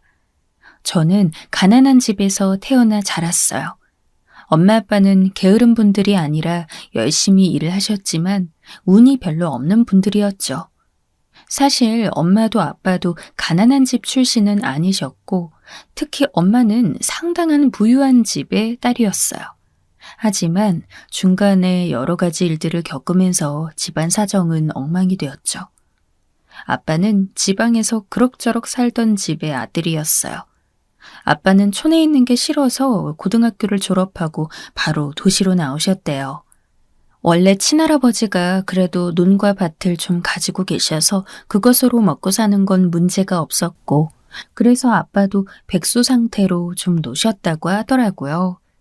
그런데 할아버지가 친척한테 사기를 당해서 논밭을 전부 빼앗기셨고 빚까지 생겨버렸죠. 그래서 친가의 하나뿐인 아들이었던 아빠는 돈을 많이 벌어야 했고 지방 도시에서는 할 수 있는 일이 한정되어 있어 서울로 올라와 공장에 다니게 되었어요. 엄마는 서울에서도 꽤 부유한 집의 딸이었어요. 외할아버지가 장사를 하셨는데 굉장히 장사 수완이 있으셔서 돈도 엄청나게 버시고 그 덕분에 친척들도 잘 돌봤다고 하더라고요. 그래서 엄마하고 이모, 삼촌도 클 때는 아주 공주님, 왕자님처럼 컸는데 외할아버지가 엄마 고등학교 때 그만 뇌졸중으로 쓰러져 버리신 거였죠. 뇌졸중이라는 병이 그냥 한순간에 낫거나 돌아가시는 병이 아니잖아요. 외할아버지는 반신불수로 자리에 누워만 계셨는데 꽤 오랜 시간 동안 투병하셨죠. 집안에서 한 명이 중병에 걸리면 사실 돈이 아무리 많아도 줄줄 빠져나가 버리죠. 외할아버지는 그렇게 몇 년을 앓다 돌아가셨고 집에는 외할머니와 이모, 엄마, 그리고 어린 막내 삼촌만이 남아 있었어요. 돈 벌 사람은 없고 등쳐먹으려는 사람은 많은 상황이었죠. 게다가 외할머니는 하나 있는 아들한테 유산을 줘야 한다며 딸들한테는 조금도 돈을 쓰지 않으려고 하셨대요. 그때 엄마는 너무 답답해서 혼자서라도 어떻게 돈을 벌어보려고 동네 빵집에서 아르바이트를 하셨대요. 그때 아빠를 만나셨던 거죠. 엄마는 아빠가 너무 잘 웃고 상냥해서, 아빠는 엄마가 날씬하고 씩씩해서 좋았대요.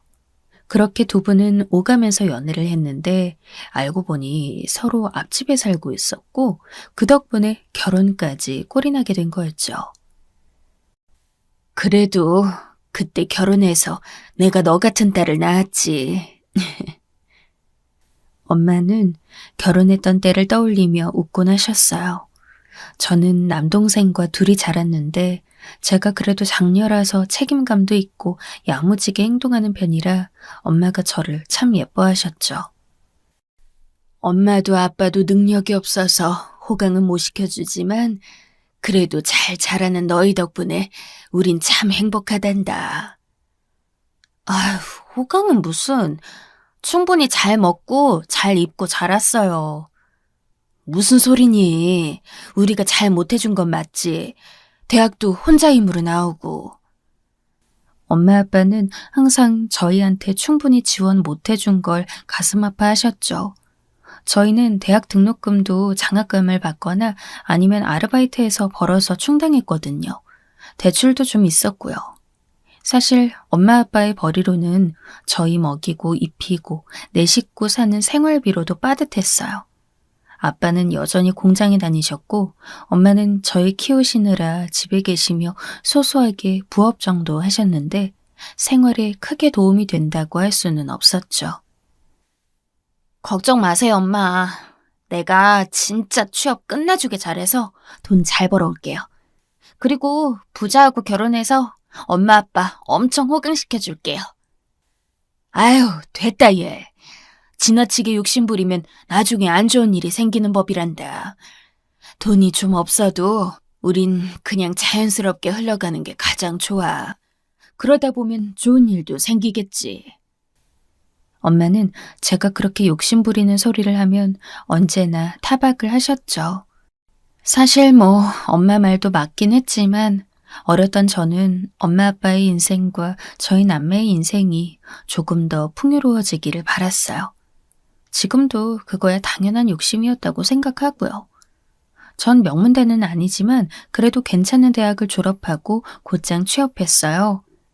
대학 시절 내내 정말 필사적으로 스펙을 쌓고 학점 관리를 했기 때문에 취업은 그리 어렵지 않게 되었죠.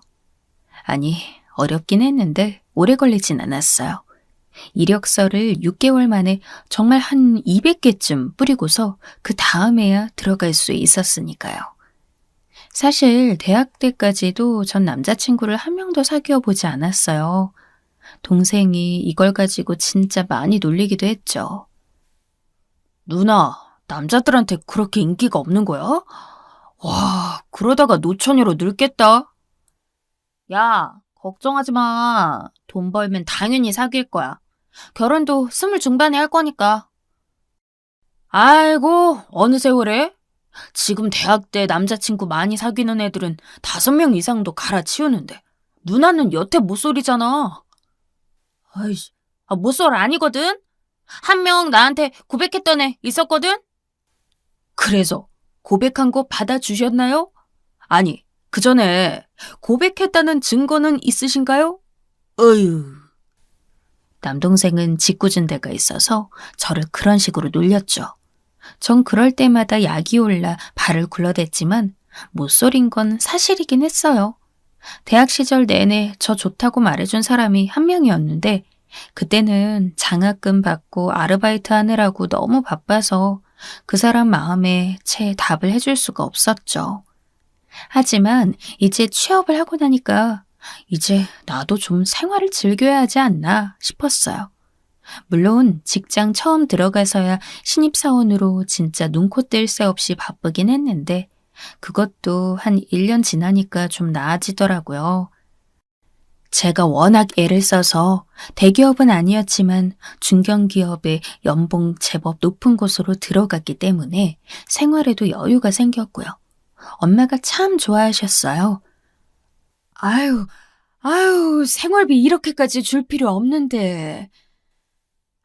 그냥 받아, 엄마. 내가 여태까지 못해준 거 해드리려고 그래요. 네가 뭘 못해줘. 딸로서 얼마나 잘해줬는데 여태. 저는 집에 생활비 들이면서 참 뿌듯했어요. 그 어리고 힘없던 제가 이제는 커서 엄마 아빠를 보호하고 돌볼 수 있는 나이까지 커왔다는 것이요. 물론 그렇다고 우리 집 사정이 완전 좋아지는 건 아니었지만 적어도 엄마가 시장 가서 상추나 고추를 살 때 100원, 200원 때문에 망설일 일은 좀 줄어들 거였죠. 저는 점점 더 자신감에 찼고 자기 관리도 시작했어요.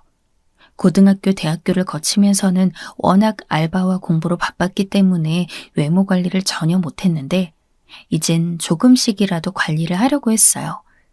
유치원, 초등학교 때까지는 그래도 예쁘다는 소리 많이 듣던 얼굴이었는데 관리를 아예 안 했더니 아주 엉망이었죠. 그래서 열심히 피부 관리도 하고 운동도 해서 훨씬 예뻐지기도 했어요. 그때쯤 저는 꼭 잘 버는 신랑을 만나거나 부잣집으로 시집 가고 싶다는 마음을 더 키워가고 있었어요. 속물 같지만 사실 누구나 가질 수 있는 욕망 아닌가요? 게다가 저는 계속해서 저 자신을 업그레이드 시켜왔고 지금은 좋은 직장을 가진 데다가 외모도 예뻐졌기 때문에 자신감이 있었어요. 그 즈음이었을 거예요. 저는 직장에서 전화 한 통을 받았어요. 결혼정보회사더군요. 아, 대학 졸업 앨범 보고 전화드렸어요. 김희영 씨 아직 결혼 안 하셨죠? 네, 그건 그런데. 네네. 저희 쪽이 여성이든 남성이든 모두 이력과 경제력, 가족까지 전부 검토해서 회원으로 받고 있거든요. 특히 남성 회원 풀이 참 좋아서 혹시 관심 있으시면. 저는 솔깃해서 계속 듣고 있었어요. 능숙한 그 결혼정보회사 직원은 자기 회사 이름을 말했는데 못 들어본 이름이었어요. 하지만 그 직원은 자기네가 고급 엘리트 회원들 상대라서 대중 상대로는 광고를 전혀 하지 않아 그렇다고 하더군요. 생각해보겠다고 하고 전화를 끊고 나서 저는 그날 고민을 하다가 결국 다시 전화했어요. 회원 가입을 하기로 했던 거죠. 사실 뭐 소개받고 나서도 별로면 만나지 않으면 그만일 테니까 하는 안일한 생각도 있었죠. 사진과 제 정보를 담은 서류들을 보내고 나서 곧 가입이 되었어요. 여성은 회원비를 받지 않는다고 해서 사실 손해볼 것도 없으리라 생각하기도 했죠. 며칠 기다리지 않고 곧 다시 그 회사에서 전화가 왔어요. 예, 안녕하세요. 김희영 회원님. 저희 쪽에 지금 남성 회원님이 한 분 새로 등록하셨는데 나이도 맞으시고 직업이나 집안도 괜찮게 맞으시는 것 같아서 연락드렸습니다. 어머, 그래요? 어떤 분인데요? 의사시고 30 초반인 남성분입니다. 키는 173cm, 깔끔하고 훤칠한 인상이고요. 양가 부모님 다 계시고 집안은 중산층, 서울 거주하십니다. 같은 대학 동문이시더라고요. 같은 학교에 20 중후반 여성 만나 뵙고 싶다고 말씀을 하셔서 김미영 회원님 매칭해드리려고 하는데요. 세상에, 의사라니. 저는 그 직원 말을 듣는 순간 드디어 저한테도 기회가 왔나 했어요. 하지만 좀 미심쩍기는 했죠. 아, 의사시면 되게 저 말고도 만날 상대 많으셨을 텐데요. 아, 그분이 좀 숫기가 없으셔서 실제로 여성분을 만나보면 접근을 굉장히 망설인다고 하셔서요. 가능하면 소개로 만나서 깔끔한 교제하고 싶다고 하셨습니다. 깔끔한 교제라는 게 대체 뭘까 싶었지만 서로 신상 정보 아는 채로 회사 끼고 하는 게 낫다고 생각하는 사람인가 했어요. 사실 제 입장에서 의사 남자를 만난다는 게 쉬운 일은 아니잖아요. 그래서 일단 모르겠고 만나나 보자 싶어서 얼른 오케이 하고 약속을 잡았죠. 당장 그 주에 주말이었기 때문에 저는 미용실을 잡아서 머리도 하고 피부 관리도 비싼 걸 받았어요. 엄마한테도 그 일을 말했지만 엄마는 좀 불안하신 눈치였죠. 의사가 그런 회사에 등록한다고? 그럼 엄마, 요즘은 다들 그런 회사 이용해요. 아니, 그래도 그럼 좀 더 부잣집 딸을 찾지 않을까? 괜히 너 나갔다가 상처만 받으면. 한번 나가서 만나나 보려고. 혹시 잘 될 수도 있잖아.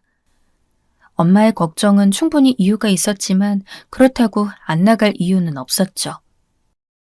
그 주 주말 나간 자리에서 만난 상대는 결혼정보회사 직원이 말한 그대로였어요. 키는 적당하고 깔끔하고 마른 타입이었죠. 이지적으로 보이는 얼굴을 하고 있고 사람은 그리 나쁘지도 않았어요. 정말 별다른 면이 없는, 그리고 좀 도도한 느낌은 있는 타입이었죠. 그런데 서로 식사하고 카페에 가서 커피를 마시는데 그 남자가 그러더군요. 사실 결혼정보회사에서 여성분 소개받은 게 이번이 처음인데 좋은 분이 나오셔서 기분이 좋군요. 어머, 사실 저도요. 이번이 처음인데. 분위기가 참 좋았어요. 남자도 제가 마음에 들었는지 시종일관 미소를 띠고 있었고 저도 당연히 나쁠 게 없었죠. 의사라고 하기에 엄청 까칠하고 오만한 사람이 나오면 어쩌나 했는데 전혀 그렇지도 않고 쑥기 없다고 하더니 그렇지도 않았고요.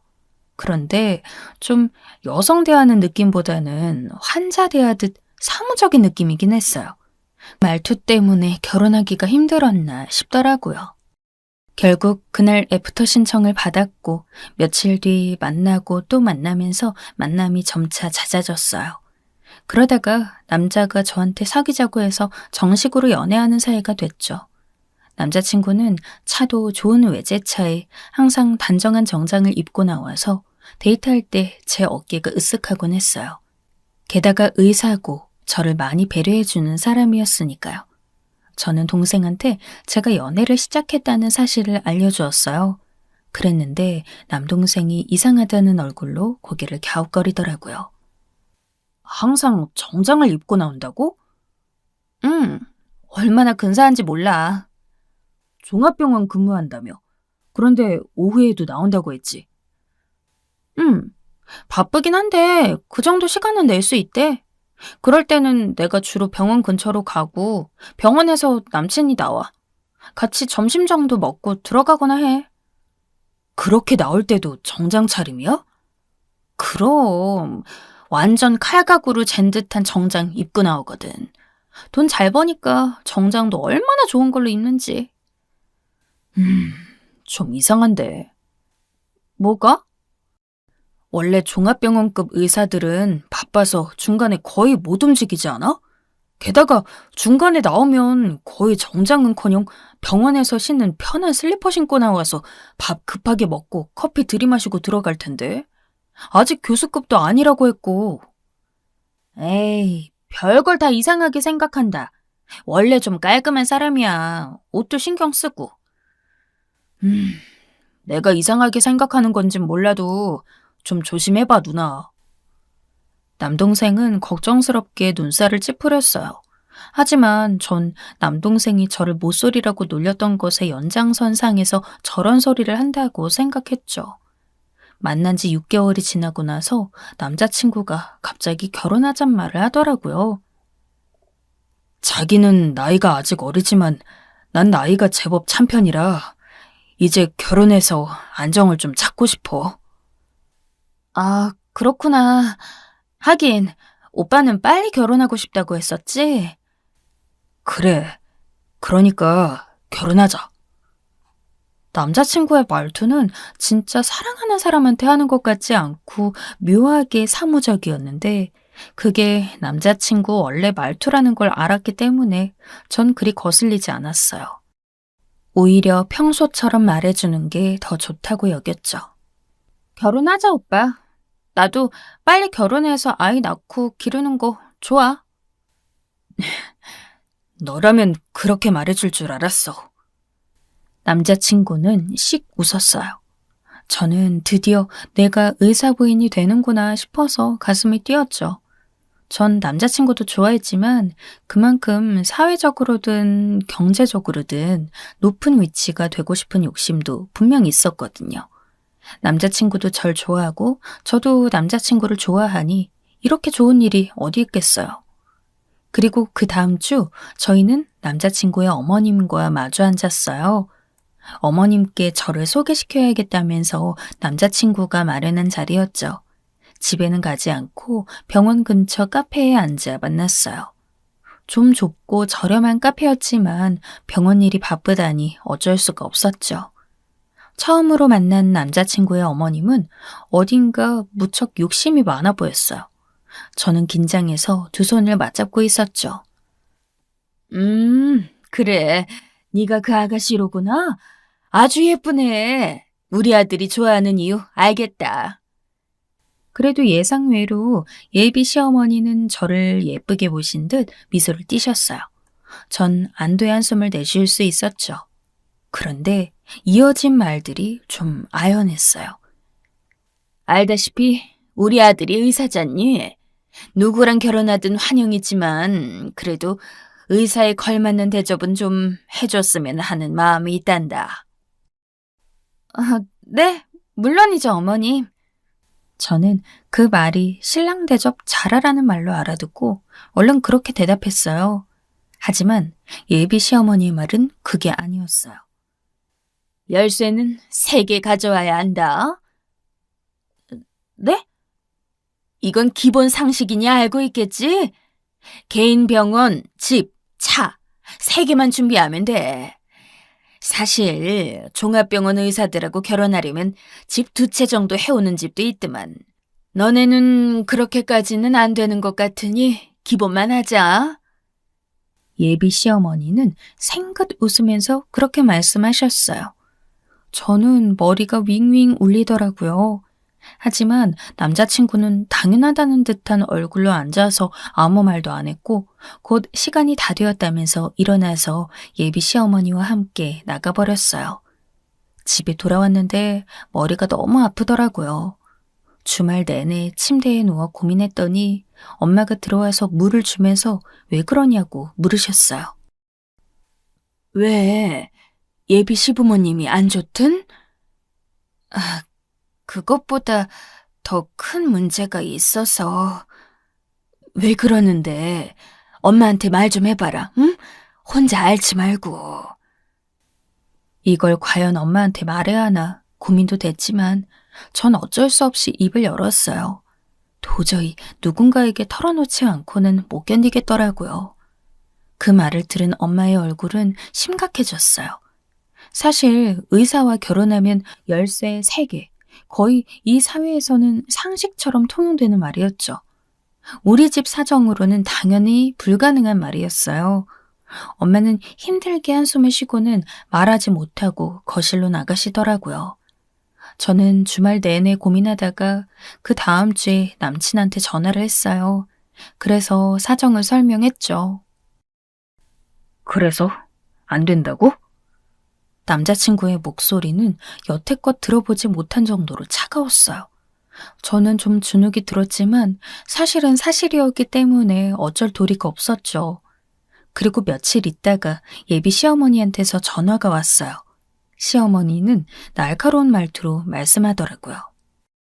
너 혼수 안 된다고? 네, 어머님. 저희가 사정이 개인 병원은 정말 말도 안 되는 상황이라서요. 그럼 집하고 차는? 그것도요. 저희가 아무리 해도 대출 내서 작은 아파트 한 채가 최대라서. 제가 모은 돈에다가 집에 조금 있는 돈을 빌리면 대출을 내서 어떻게든 아파트 한 채는 해가겠더라고요. 하지만 그 이상은 무리였어요. 예비 시어머니는 정말 말도 안 된다는 듯 수화기 저편에서 시근덕거리더라고요. 저는 제대로 대답도 못하고 기가 죽어 있었죠. 에휴, 어쩌면 골라도 이런 걸 골랐는지. 죄송합니다. 됐다. 되는 대로 해야지 어쩌겠니. 아파트라도 제대로 된 거 해와라. 만약 못 구하면 이 결혼 못하는 걸로 알아. 예비 시어머니는 싸늘하게 말하고서 전화를 끊어버리셨어요. 저는 그 자리에서 울고 싶은 심정을 억누르며 가만히 앉아 있었죠. 연봉이 제법 괜찮은 중견기업 직원이라곤 해도 전 말단이었고 사회에서는 정말 무시당하기 쉽구나 하는 걸 다시 한번 깨닫고 있었어요. 친정 부모님은 그 이야기를 듣고 침묵하시다가 그 다음 날부터 부동산으로 발품을 팔러 다니셨어요. 대출도 알아보기 위해 애쓰셨고요. 어쨌든 너 시집 보낼 때 아파트 한 채는 우리가 책임지마. 안 돼요, 엄마. 그걸 어떻게 그래. 그냥 대출 내 이름으로 내요. 아니야. 우리 집 한 칸 있는 거 그거 담보 잡히면 된다. 친정엄마가 그렇게 말씀하시는데 정말 비참하더라고요. 저는 매일 밤 머리가 아팠고 부모님이 여기저기 다니면서 알아오신 걸 보면서 고민했어요. 이렇게 결혼하는 게 맞나? 정말 괜찮은 건가 싶어서요. 하지만 아파트는 그렇게 쉽게 구해지지 않았죠. 한정된 돈으로 개중 가장 좋은 걸 고르려니 당연히 힘들 수밖에요. 남자친구는 이렇게 늦어지면 결혼도 미뤄진다면서 자꾸 저를 재촉했고 저는 마음만 급했어요. 그런데 어느 날부터 남자친구 연락이 잘 되지 않더라고요. 전화를 해도 안 받고 잠시 뒤에 문자로 연락이 오거나 아니면 다시 전화해서 짧게만 통화하고 바쁘다고만 하고요. 저는 이상했지만 결혼하고 혼수 이야기까지 나오는 사이에 별다른 문제 있을까 싶어서 그냥 두었어요. 사실 제가 아파트 구하는 문제가 너무 골치가 아파서 더 그랬죠. 예비 시어머니께도 미리 인사를 좀 자주 드릴까 싶어서 전화를 했지만 이쪽도 전화를 받지 않았어요. 시어머니도 전화를 받지 않는 건 좀 이상했죠. 혼수 안 해오면 절 진짜로 외면하려는 건가 싶어서 조금 겁도 났고요. 그러던 어느 날 낯선 번호로 연락이 오더라고요. 혹시 모르는 거래처 직원인가 싶어서 받았는데 예상외로 경찰이라고 했어요. 그리고 정말 청천벽력 같은 말을 하더라고요. 이영수 씨가 혼인빙자 사기로 잡혔습니다. 이영수 씨 범죄 상대로 김미영 씨 이름이 올라가 있어서 전화드렸고요. 네? 무슨 말씀이세요? 이영수, 그런 사람은 몰라요. 지금 남자친구 이름이 무엇이죠? 박철수예요. 전혀 다른 이름이라고요. 의사이기도 하고요. 곧 결혼할 건데 저희는. 그 사람이 이영수입니다. 의사도 아니고 전과 11범인 사기꾼이기도 하고요. 혹시 같이 다니는 중년 여성도 보셨나요? 그 사람도 혼인빙자 사기단 일원인데요. 저희가 사건 수사를 해야 해서 잠시 서로 와주시면. 저는 그 다음부터는 경찰이 무슨 말을 했는지도 기억이 안 나요. 전 너무 당혹스럽고 숨이 막혀서 대충 알겠다고만 하고 전화를 끊고 곧장 집으로 조퇴를 했어요. 집으로 비틀거리면서 가서 엄마한테 말하자 그때 집에 있던 남동생이 혀를 찼어요. 에휴, 그래. 종합병원 의사가 근무 중간에 나오는데 각 잡힌 정장에 반들거리는 구두라니. 말도 안 된다고 생각하긴 했어. 아이, 세상에. 이게 무슨 일이니? 엄마는 머리를 짚고 너무 놀라셨어요. 아빠도 마찬가지였고요. 가족들은 전부 모여 앉아서 놀란 가슴을 진정시켰어요. 그리고 후에 알게 된 게 제가 남자친구로 여겼던 그 사람과 예비 시어머니라고 나왔던 중년 여성, 그리고 저한테 결혼정보회사라고 전화했던 사람들 모두가 혼인빙자 사기단 일당이라고 하더라고요. 제 일신 정보를 전부 제가 줘버렸으니 저에 대해 조사해서 완벽하게 저를 속여 저희 가족 돈을 다 털어먹으려고 했던 거였죠. 전 정말 그 이야기를 듣고 심장이 벌렁거려서 살 수가 없더라고요. 엄마 아빠가 평생 모아오신 돈하고 제가 모은 얼마 안 되는 돈을 죄다 날리고 거기다 빚까지 져서 돈을 바칠 뻔한 것이었어요. 다름 아닌 사기꾼들한테요.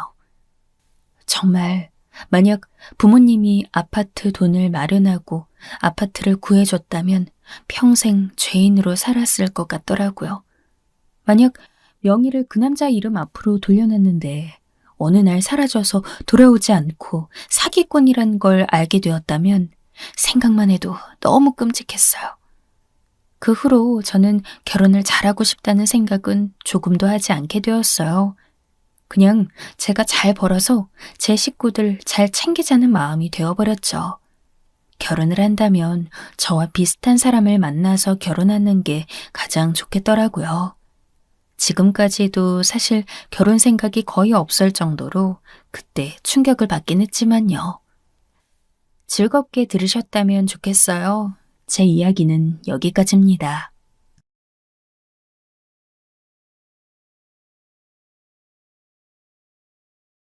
안녕하세요. 있었던 이야기 한번 적어보고 싶어서요. 남편한테 물어보니까 재미나게 써보라고 해서 작성을 시작합니다. 저희는 제가 1살 더 많아서 나름 연상연하 부부예요. 그래봤자 연애 때부터 그냥 동갑 친구처럼 서로를 대해왔기는 했습니다. 저는 살짝 마당발 스타일이에요. 두루두루 잘 지내고 상대가 누구라도 어느 정도씩은 다 친하게 지내려고 하는 편입니다. 반면 남편은 인간관계를 좁고 깊게 사귀는 편인 것 같아요. 남편에게는 특히 오래된 관계가 4명 있는데요. 한 명은 고등학교 1학년 때 같은 반에서 만났다는 동창이고 다른 3명은 전부 대학 동기들입니다. 이 중에서 이 고등학교 동창 친구요. 결혼을 상당히 일찍 했어요. 과 CC였는데 군대 가서도 계속 사귀었대요. 그리고 전역했을 때는 여자친구가 이미 임신 중이었던 거죠. 속전속결로 결혼했다고 합니다. 남편 친구들 인맥들 다 통틀어도 이 동창 친구가 결혼 가장 빨리 한 사람이래요. 아직 군대 전역 전에 혼전 임신으로 가졌던 아이. 저희 결혼식 때 양해 구하고선 데리고 왔었는데 그때 벌써 얘가 초등학생이었네요. 그러니까 남편과 결혼 터울이 컸죠. 다른 대학 동기들하고는 남편이 아주 가끔 만나서 놀고 들어오는데 이 고등학교 동창 친구하고는 가족 모임을 주로 가졌습니다. 아무래도 아내인 제가 편하게 생각해주니까 남편이 그리 했던 것 같아요. 전 그 집하고 만나면 되게 좋았어요. 이유가 있었는데 부부 4사람 다 또래라서 대화의 결이 잘 통하면서도 아이들 나이는 제각각 달라서 그랬습니다. 그래서 제가 육아 조언을 얻기가 너무 좋았거든요. 그 집이 일찍 나와서 저희 결혼식 때도 참석해 같이 사진을 찍었던 첫째 딸 서윤이, 나중에 낳은 아들인 둘째가 서준인데요. 저희 집도 마침 아이 둘이 딸과 아들입니다. 남편에게는 남동생 2만 있고 저는 위로 언니 하나가 있어요.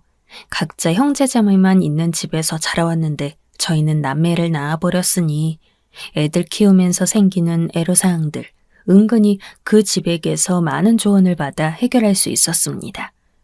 결혼 선배이자 육아 선배인 집이었기에 저희 입장에서는 살뜰한 도움을 많이 받았던 것 같아요. 아주 평범한 사무직 맞벌이인 저희 집과는 그 집이 좀 달랐습니다. 일단 부부 2사람 다 사무직 경력은 전무했고요. 그 친구는 원래 인테리어 쪽 일을 오래 하다가 계속 안 풀려서 샤시하는 일로 넘어갔고 그 친구 아내는 쭉 전업주부로만 살았어요. 그 친구는 인상부터 다부져 보이는 사람이에요. 저희 남편은 부드럽고 유하게 생겼는데 그 친구는 조금 우락부락한 인상이라 제가 처음 봤을 때 속으로 놀랐던 기억이 선명합니다. 어? 이 둘이 어떻게 베스트 프렌드일 수가 있지? 신기하고 의심스럽기도 했었어요. 그런데 그 친구가 입을 열고 대화를 시작하고 나서 슬슬 이해하게 됐죠. 외모와 다르게 수줍은 감성이 가득한 사람이었더라고요. 그 친구 아내는 뭐랄까? 인자한 느낌의 얼굴입니다. 피부도 하얘서 우아하고 차분한 분위기가 나서 그 부부를 보고 있자면 약간 미안한 표현이지만 미녀와 야수 같아요. 하여튼 저도 꽤 친하게 잘 지냈던 집이었어요. 특히나 저희 남편이 생활하다가 힘들 때 가족인 저한테는 쉽사리 털어놓지 못하고 다른 누군가에게 속내를 밝히고 싶을 때 찾는 사람이 바로 그 친구였습니다. 남편이 사회인으로서 자리 잡고 그 다음으론 가장의 무게를 느끼면서 고단한 당금질을 하는 동안 그 친구의 존재가 많은 도움이 됐던 것 같더라고요. 제가 그걸 몇 번 느꼈어요. 그러다가 저희가 신도시로 이사 가면서 전보다 교류가 많이 끊기게 되었습니다. 각오는 했던 바였지만 출퇴근 시간이 늘어나니까 초반에 너무 힘들어서 저희 부부 많이 고군분투했네요.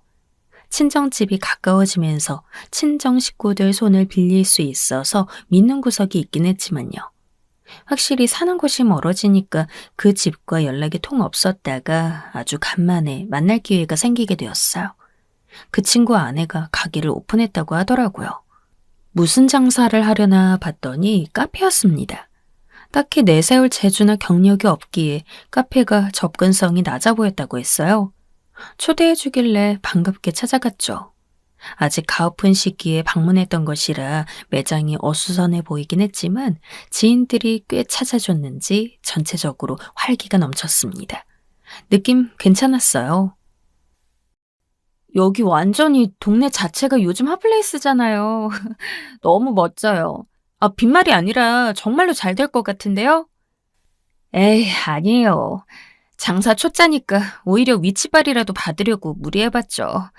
상권 활성화될수록 건물주만 신난다더니 사실이에요. 예상했던 것보다도 여기 자리세며 기본 월세가 장난 아니라서 죽기 살기로 열심히 해봐야 할 것 같아요. 멀리서 와줘서 너무 고마워요. 내심 부러웠어요. 월급쟁이들이 꿈꾸는 게 결국 이렇듯 자기 가게 번듯하게 차리는 거. 그게 궁극의 목표인 사람들 많거든요. 커피 한잔 하면서 들어보니까 그 친구가 하는 일이 장기적으로 볼 때 너무 안정적이지가 않아서 아직 돈 들어오고 있을 때 장사를 시작해 볼 생각을 하게 됐다고 하더라고요. 다른 수입원이 생겨야 안심되는 상황이었을 테니 옳은 선택이라고 저도 여겨지더군요. 그 후로 가끔 인스타나 블로그로 그 카페 소식 찾아보면서 그렇게 지냈어요. 몇 년간 직접적으로 연락한 건 몇 번 되지 않았고요. 장사하느라 바쁠 텐데 딱히 그럴 엄두가 안 났네요. 저희 집도 정신이 없었어요. 애들은 이제 자기들 다 컸다고 서서히 대들기 시작하고 쬐끄만한 것들이 벌써 자기들 사생활 존중해달라면서 저랑 선 그으려들고 여러모로 힘들었습니다. 정신적으로 완전 성숙해지기 전까지는 애들한테 발언권 자체가 없었으면 좋겠다. 이런 우스운 생각을 자주 하면서 지냈던 것 같아요. 애기 때는 마냥 예쁘던 아이들이 좀 컸다고 바락바락 대드니까 정말 스트레스였어요.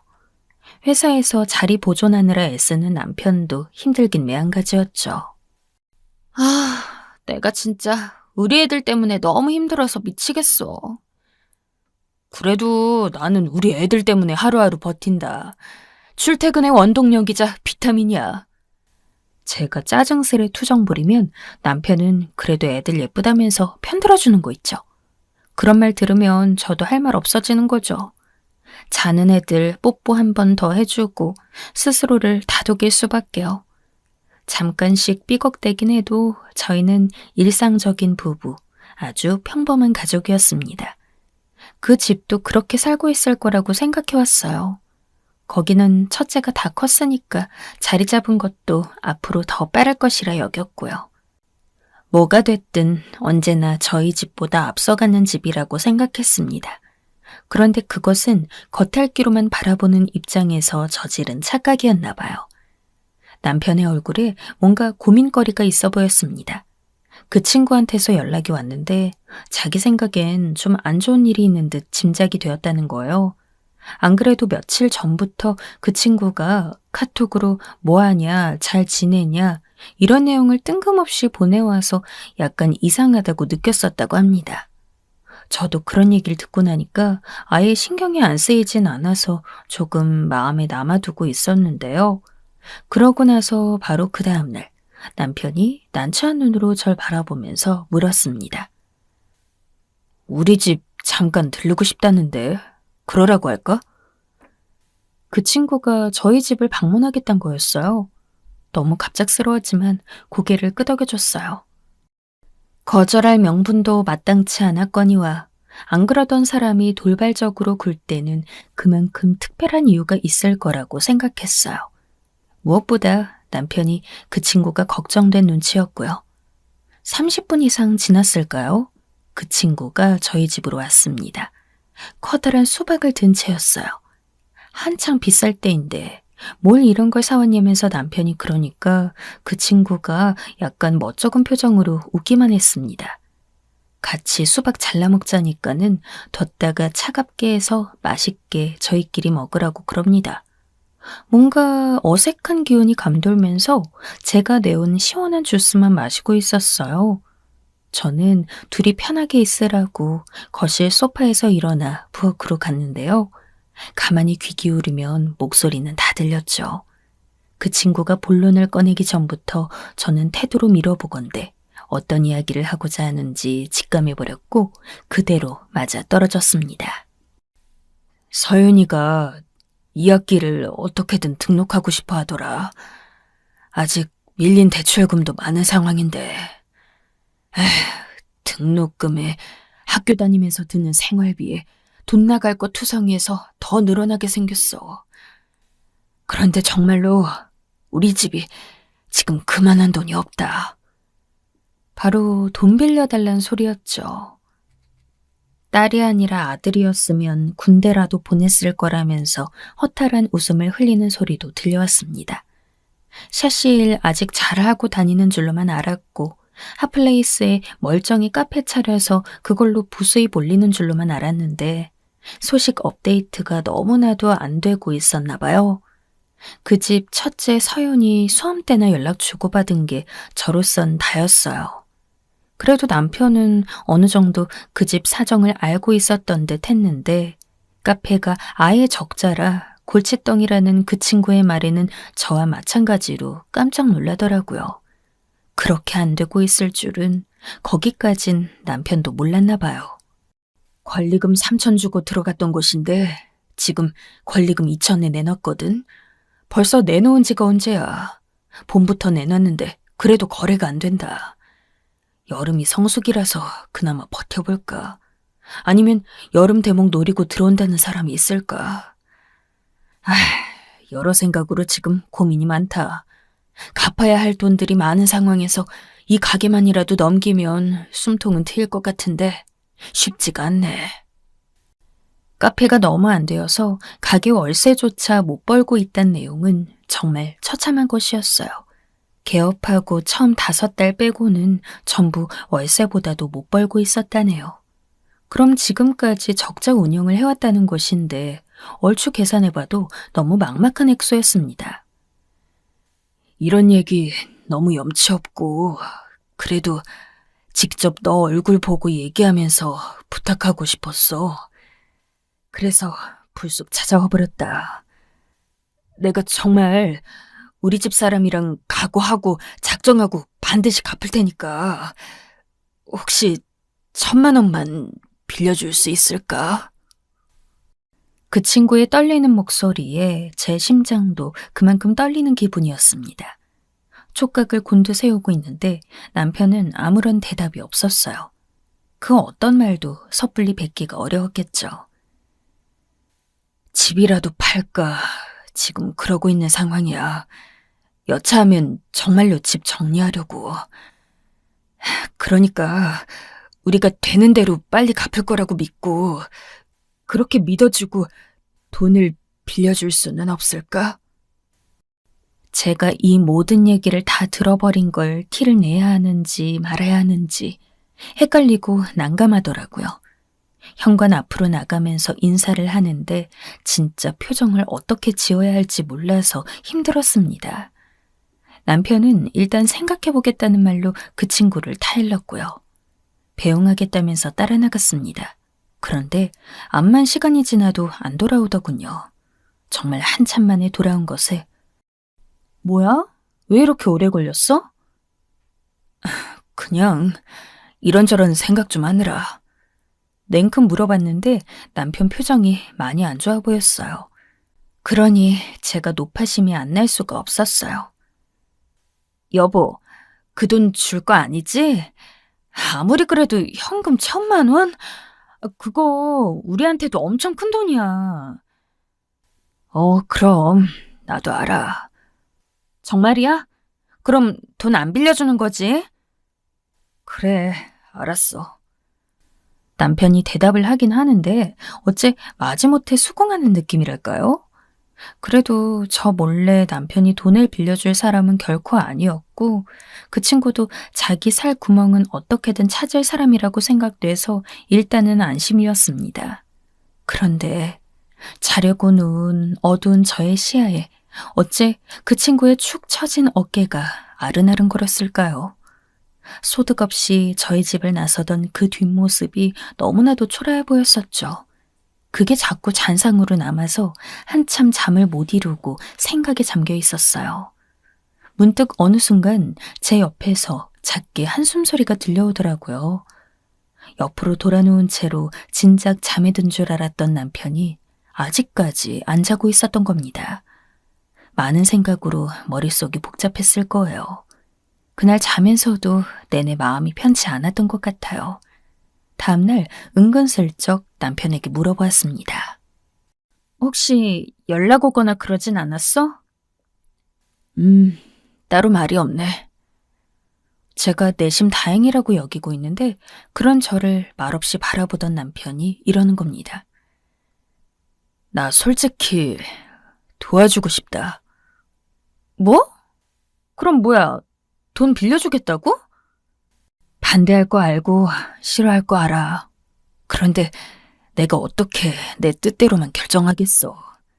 그냥 내 마음은 그렇다고 말하는 것뿐이야. 남편이 입맛 없다면서 저녁도 먹는 둥 마는 둥 하는 것에 저도 정말 심란해졌어요. 왜 돈 빌려달라는 소리를 해서 사람 마음 불편하게 만들어 놓는지. 그 친구를 향한 원망이 살짝 들었습니다.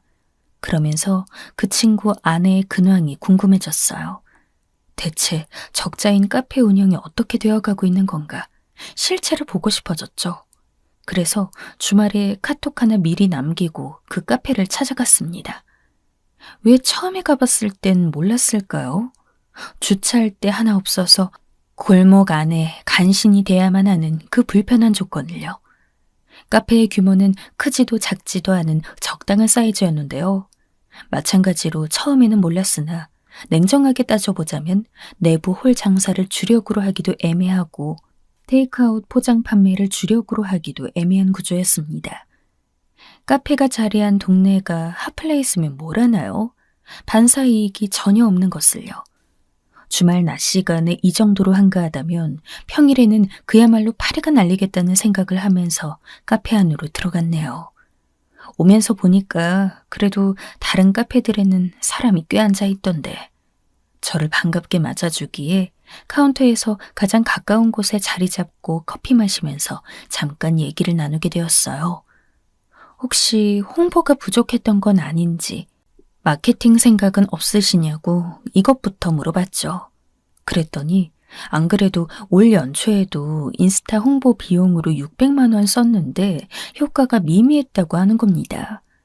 블로거 홍보단이 몇 차례 와서 음료랑 빵을 무료로 실컷 먹기만 했고 그것도 효과가 거의 없었다네요.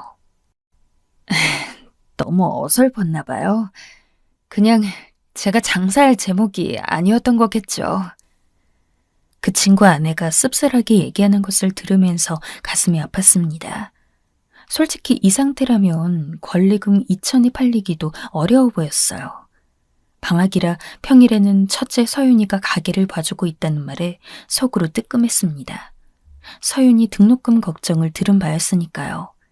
제가 갑자기 입을 앙 다물고 커피만 마시기 시작하자 그 친구 아내도 짐작된 바가 있었는지 미소를 짓더군요.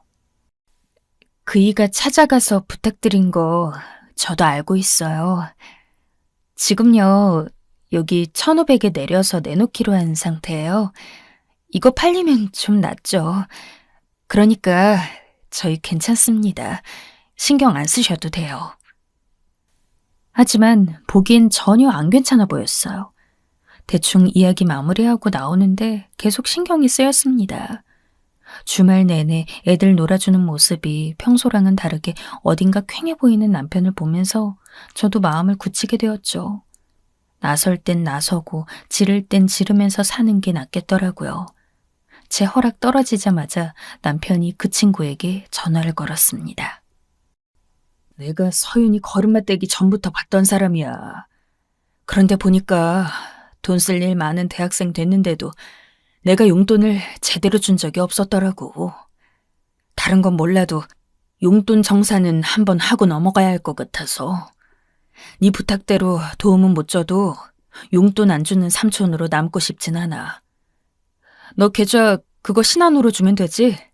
이거 서윤이 용돈이니까 삥땅 치면 안 된다. 그리고 나서 금세 돈을 붙여준 모양이었어요. 애들 숙제 봐주고 나서 남편을 보니까 입꼬리가 실룩거리고 있더라고요. 그 표정 뭐야?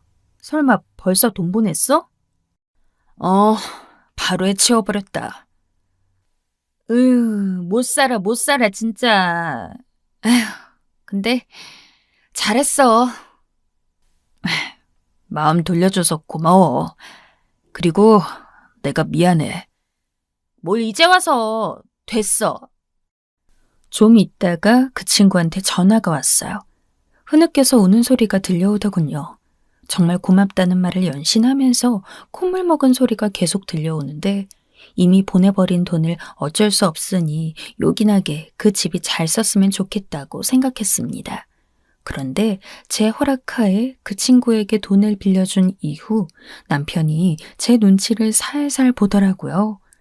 사실상 언제 갚을지 기약이 없는 상태였으니 저희로선 어쨌든 1,000만 원을 잃은 셈이나 마찬가지라고 할 수 있었으니까요. 남편은 가시방석이었는지 그 친구나 돈 얘기가 나올 때마다 낯빛이 질리기 일쑤였네요. 그래서 제가 우리 그냥 그 돈 없어진 거라 생각하고 지내자고 먼저 그랬습니다. 절대 그 친구에게 돈 갚으라 채근할 수 없었던 남편이 저에게 고마워하며 반색했죠. 전 솔직히 속으로 일련의 사태에 대해 욕하고 있었어요. 괜히 나약해져서 돈 빌려줬다며 내적 후회를 수십 번은 더 했었습니다. 그러기를 몇 달, 그 집으로부터 먼저 연락이 왔어요. 무슨 일인가 했는데 스키장에 함께 가족 나들이를 가지 않겠냐고 하는 겁니다. 주말에 1박 2일로 놀다가 오는 거 어때요? 가족끼리 동반 스키장 캠프요. 애들이 스키 썰매 이런 거 엄청 좋아한다고 하지 않았어요? 우리 애들이 꼬꼬마 시절부터 겨울이면 눈놀이에 미친 애들이긴 했는데 대뜸 그 비싼 스키장 캠프 1박 2일? 게다가 돈을 다 지불할 테니 몸만 오라는 멘트? 갑자기 이게 다 뭔가 싶었습니다. 그런데 남편이 휴대폰을 확인하고는 눈이 휘둥그레해져서 저한테 화면을 보여줬는데요. 그 친구가 막 1,000만 원을 입금한 상태였어요. 절로 환호성이 터져나왔네요. 생각보다 빨리, 그것도 예상치 못했던 타이밍이 이렇듯 갑자기 돈을 돌려받으니까 원래 없었던 돈이 생긴 것 마냥 너무 기뻤습니다. 그리고 가족끼리 스키 캠프를 가서 자세한 이야기를 듣게 되었어요. 적자 운영 카페, 그 얘기에 저랑 남편 진짜 놀라서 자빠질 뻔했습니다. 그 카페를 무려 권리금 3,000에 넘겼다는 겁니다. 아니, 몇 년 전에 처음 들어갈 때 3,000 주셨다 하지 않았어요? 그런데 계속 적자 낸 가게를 그 권리금 그대로 주고 양도받겠다는 사람이 있었다는 거예요? 어머, 어떻게 그런 일이 다 있어요? 그러니까요. 너무 신기했어요. 저희는요, 그 돈 빌려주셔서 다시 의욕 가지고 해볼 생각이었어요. 그래서 제가 근처 부동산에 가게 내놓았던 것을 철회했었고요. 그런데 그러고 나서 한 달 후에 부동산 아저씨가 저희 가게로 막 달려오시는 거예요. 부동산에 적당한 사이즈 매물 찾으러 온 손님이 있는데 말하는 소리 들어보니까 저희 가게만한 정도면 딱이라면서 말이죠. 그래서 일단은 그 손님 오시라 그래서 저희 카페에 구경시켜 드렸어요. 큰 기대는 없었거든요. 그런데 웬일이에요. 그 젊은 아가씨가 저희 카페를 너무너무 마음에 들어 하신 거예요. 자기는 딱 이 위치 정도에서 이만한 가게면 완벽하대요. 제가 그 말 듣고서 저는 3,000에 들어왔고 지금 그 금액 아니면 양도 안 하고 운영할 생각이라고 딱 잘라서 말했어요. 그랬더니 고민해보겠다더니만 며칠 후에 연락이 왔어요. 3,000으로 하겠다고요. 그래서 일사천리로 진행된 거예요. 아, 진짜 지금도 믿기지가 않아요. 그 친구 아내의 얘기에 저랑 남편 정말 입이 떡 벌어졌죠. 그 친구가 웃으면서 그러더라고요.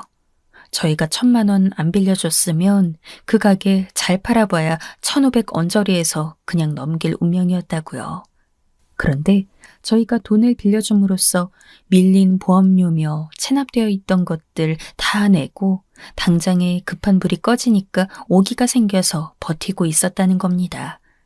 저희 부부한테 너무 고맙다고 거듭 인사했어요. 듣는 것만으로도 신기하고 감격스러웠네요. 사실 빌려줄 때 이런 결과가 나올 거라고 예상한 건 전혀 아니었으니까요. 남편은 절친의 간절한 부탁을 외면할 수 없었던 것뿐이었고 저는 그런 남편이 힘들어야 하는 걸 보는 제 자신의 마음이 불편해서 결단 내렸던 것뿐이었어요. 그런데 이런 완벽한 결과로 이어지다니요. 1박 2일 실컷 재미있게 노는 비용 그 집에서 다 냈습니다. 정말 알차게 잘 놀아서 저도 너무 재미있었어요. 그리고 얼마 뒤에 저희 애들 크리스마스 용돈이라고 각각 100만 원씩을 준 거 있죠. 또 놀라 자빠지는 줄 알았네요. 미래를 위한 투자비 명목으로 제가 정의롭게 압수해서 그 200만 원 아직까지도 잘 간수하고 있어요. 이렇게 통 큰 용돈 투척이라니. 은혜를 아는 그 친구 부부의 진실된 마음에 저희 부부 또한 감사함을 느꼈습니다. 그리고 나서 새해 코로나 사태가 발발하게 되었죠. 정말 간발의 차로 가게 양도한 셈이 되었다면서 그 친구가 또 고맙다고 거듭 인사를 해왔습니다. 가뜩이나 처참한 실적의 카페인데 코로나까지 겹쳤다면 그야말로 초토화되었을 게 뻔하다고 하면서 가슴을 쓸어내리더라고요. 저희가 이제 그만하라고, 이제 됐다고 하는데도 얼마나 은혜를 갚으려 드는지 모릅니다. 두고두고 고맙다고 하는 그 친구와 남편은 그 이전보다도 훨씬 더 돈독하게 잘 지내고 있어요. 돈 문제로 엮여서 관계 안 어그러지고 오히려 잘 지내게 된 것이 정말 신기할 따름이에요. 집안의 가장으로서 많은 것을 짊어지고 저희를 찾아와 돈을 빌려달라고 한 그 친구의 용기, 그리고 결코 헛되게 돈을 날릴 사람이 아니라면서 지난날 쌓아온 우정을 저버리지 않고 손을 내밀어준 제 남편이 이뤄낸 합작이겠죠. 물론 그 손 내밀 수 있도록 허가장 써준 저의 목도 상당한 지분이 있다고 주장하는 바입니다. 그 집은 지금 완전히 새로운 일을 하면서 제 도약을 이뤄냈어요. 샤시도 장사도 아닌 미지의 영역을 개척하였는데요. 이 시국이라는 환경을 이용해서 아주 영리하게 틈새 시장을 파고들었더라고요. 사촌이 땅을 사도 배가 아프단 말은 저희에게 해당이 안 되는 것 같아요. 그 집이 잘 될수록 뿌듯하고 좋아요. 저희에게 콩고물이 떨어지기 때문만은 아니라는 말씀 드리고 싶네요. 그때의 일로 저는 남편에게도 뭔가 믿음이 더 생겼어요. 인생 살면서 진정한 내 사람, 진정한 내 편 만나고 만들기가 어디 쉽나요? 단 한 명의 인연도 힘들어요. 나이 들수록 이런 걸 느껴요. 그런데 남편은 그런 귀중한 인연이 이미 있는 것은 물론 그 인연을 귀하게 여기며 다룰 줄 아는 사람이더라고요. 그런 남편의 모습을 보고 저도 더 좋은 아내이자 멋진 사람이 되어야겠다는 생각을 하며 살고 있습니다.